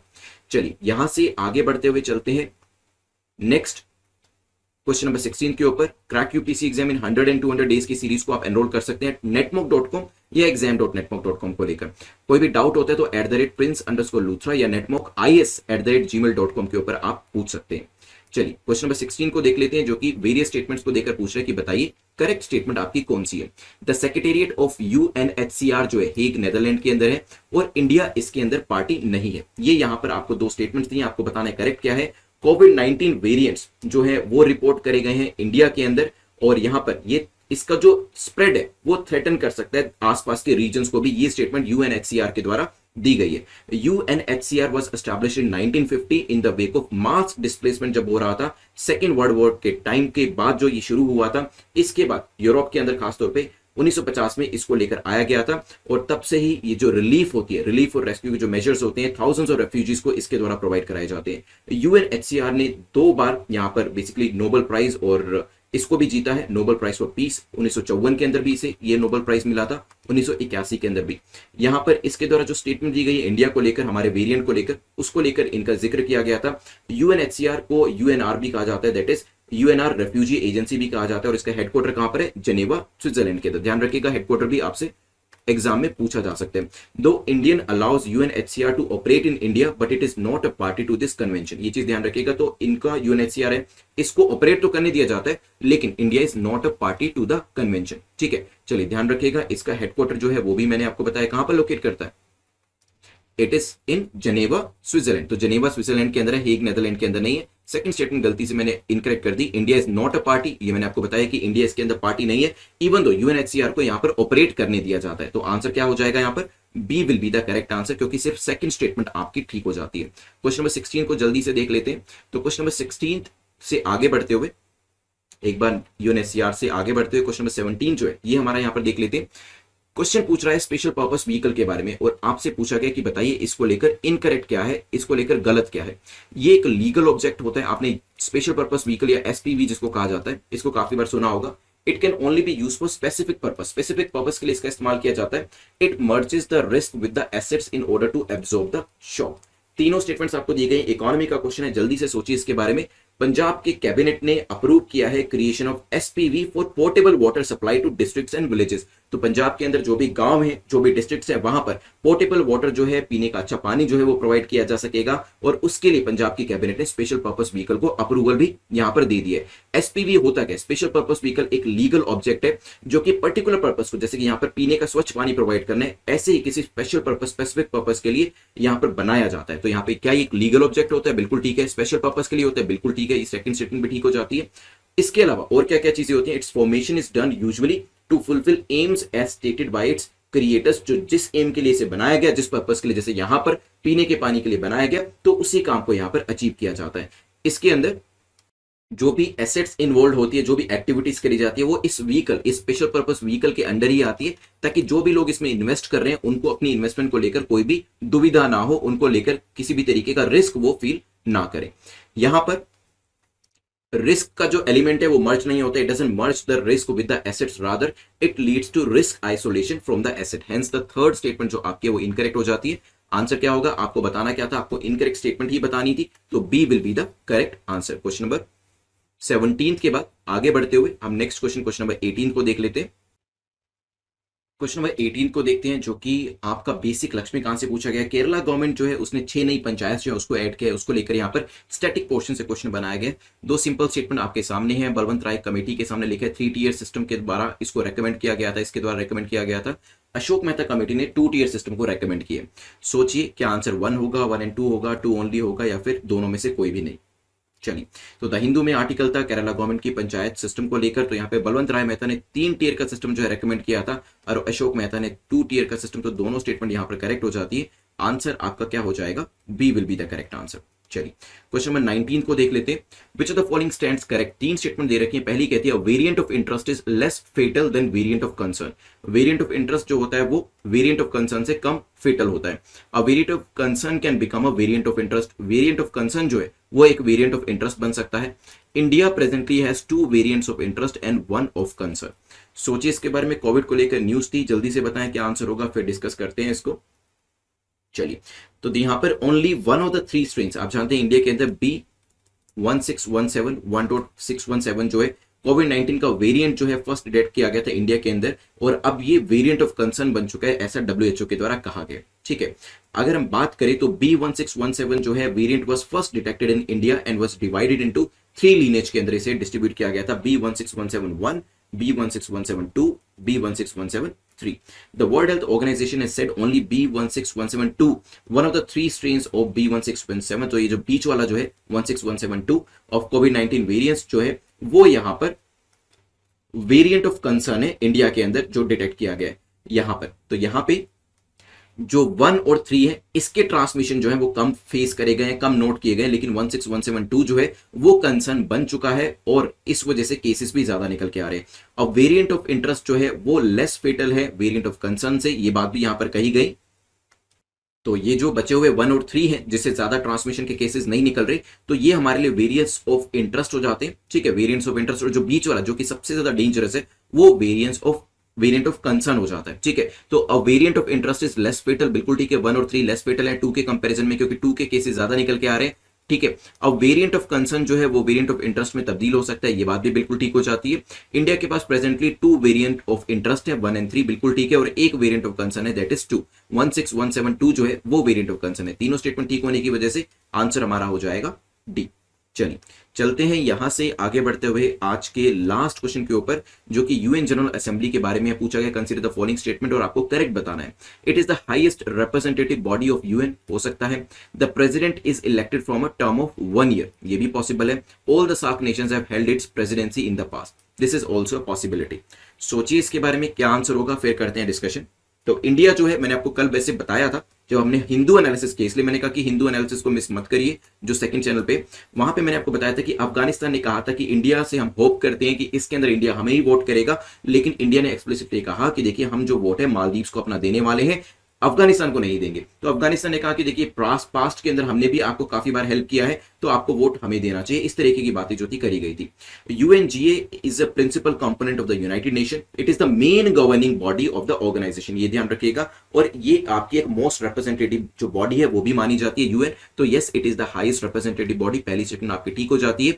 और यहां पर कल ही मैंने जब हिंदू एनालिसिस किया था तब आपको बताया था कि यहां पे जो प्रेसिडेंट है उसको 1 साल के लिए चुना जाता है। ठीक है, और ये भी मैंने आपको बताया था, अगर आपको याद हो, कि सार्क कंट्रीज के अंदर इंडिया हो, पाकिस्तान हो, अफगानिस्तान हो, उनके यहां से रिप्रेजेंटेशन ऑलरेडी, ये जो टेन्योर होता है ऑलरेडी हमारे यहाँ के जो रिप्रेजेंटेटिव्स हैं उन्होंने पूरा किया हुआ है। लेकिन सार्क रीजन के अंदर इंडिया, पाकिस्तान, अफगानिस्तान, इवन श्रीलंका, बांग्लादेश के जो रिप्रेजेंटेटिव है उन्होंने भी ये जो पूरा एक कार्यकाल है अपना इसके अंदर निकाला है प्रेसिडेंटशिप के अंदर। लेकिन कुछ कंट्रीज ऐसे हैं जिसके अंदर भूटान है, नेपाल है और मालदीव्स है, उनके द्वारा ये प्रेसिडेंटशिप का जो पूरा टेन्योर है वो नहीं निकाला गया है। ठीक है, तो ध्यान रखिएगा यहां पर तीसरी statement, all the SAARC nations नहीं, यहां पर भूटान, नेपाल ने कभी भी इसके अंदर प्रेसिडेंटशिप जो है वो नहीं दी है, ये ध्यान रखिएगा। और मालदीव्स का भी नाम इसमें दिया गया था, लेकिन मालदीव्स को अभी हम वोट करेंगे इस बार, और मोस्ट प्रोबेबली उनके यहां से जो एक रिप्रेजेंटेशन है वो हमें देखने को मिलेगी। तो आंसर क्या हो जाएगा, पहली 2 स्टेटमेंट्स ठीक है, तीसरी इनकरेक्ट है, C will be the correct answer. तो ध्यान रखिएगा इसके बारे में। ये हमारा 76 यूएनजीए में मालदीव्स ने एक्सप्रेस किया है interest in running for 76 UNGA presidency. Telegram के ऊपर आपको जो पीपीटी है उसकी जो पीडीएफ है बेसिकली वो मिल जाएगी। और please do like and share the video because that will motivate me and my team also. जब आप वीडियो को लाइक करते हो, शेयर करते हैं, वो काफी ज्यादा हमारी टीम को जो है वो भी मोटिवेट करता है। Thanks for watching this video, have a nice day, please do subscribe, take care, good bye.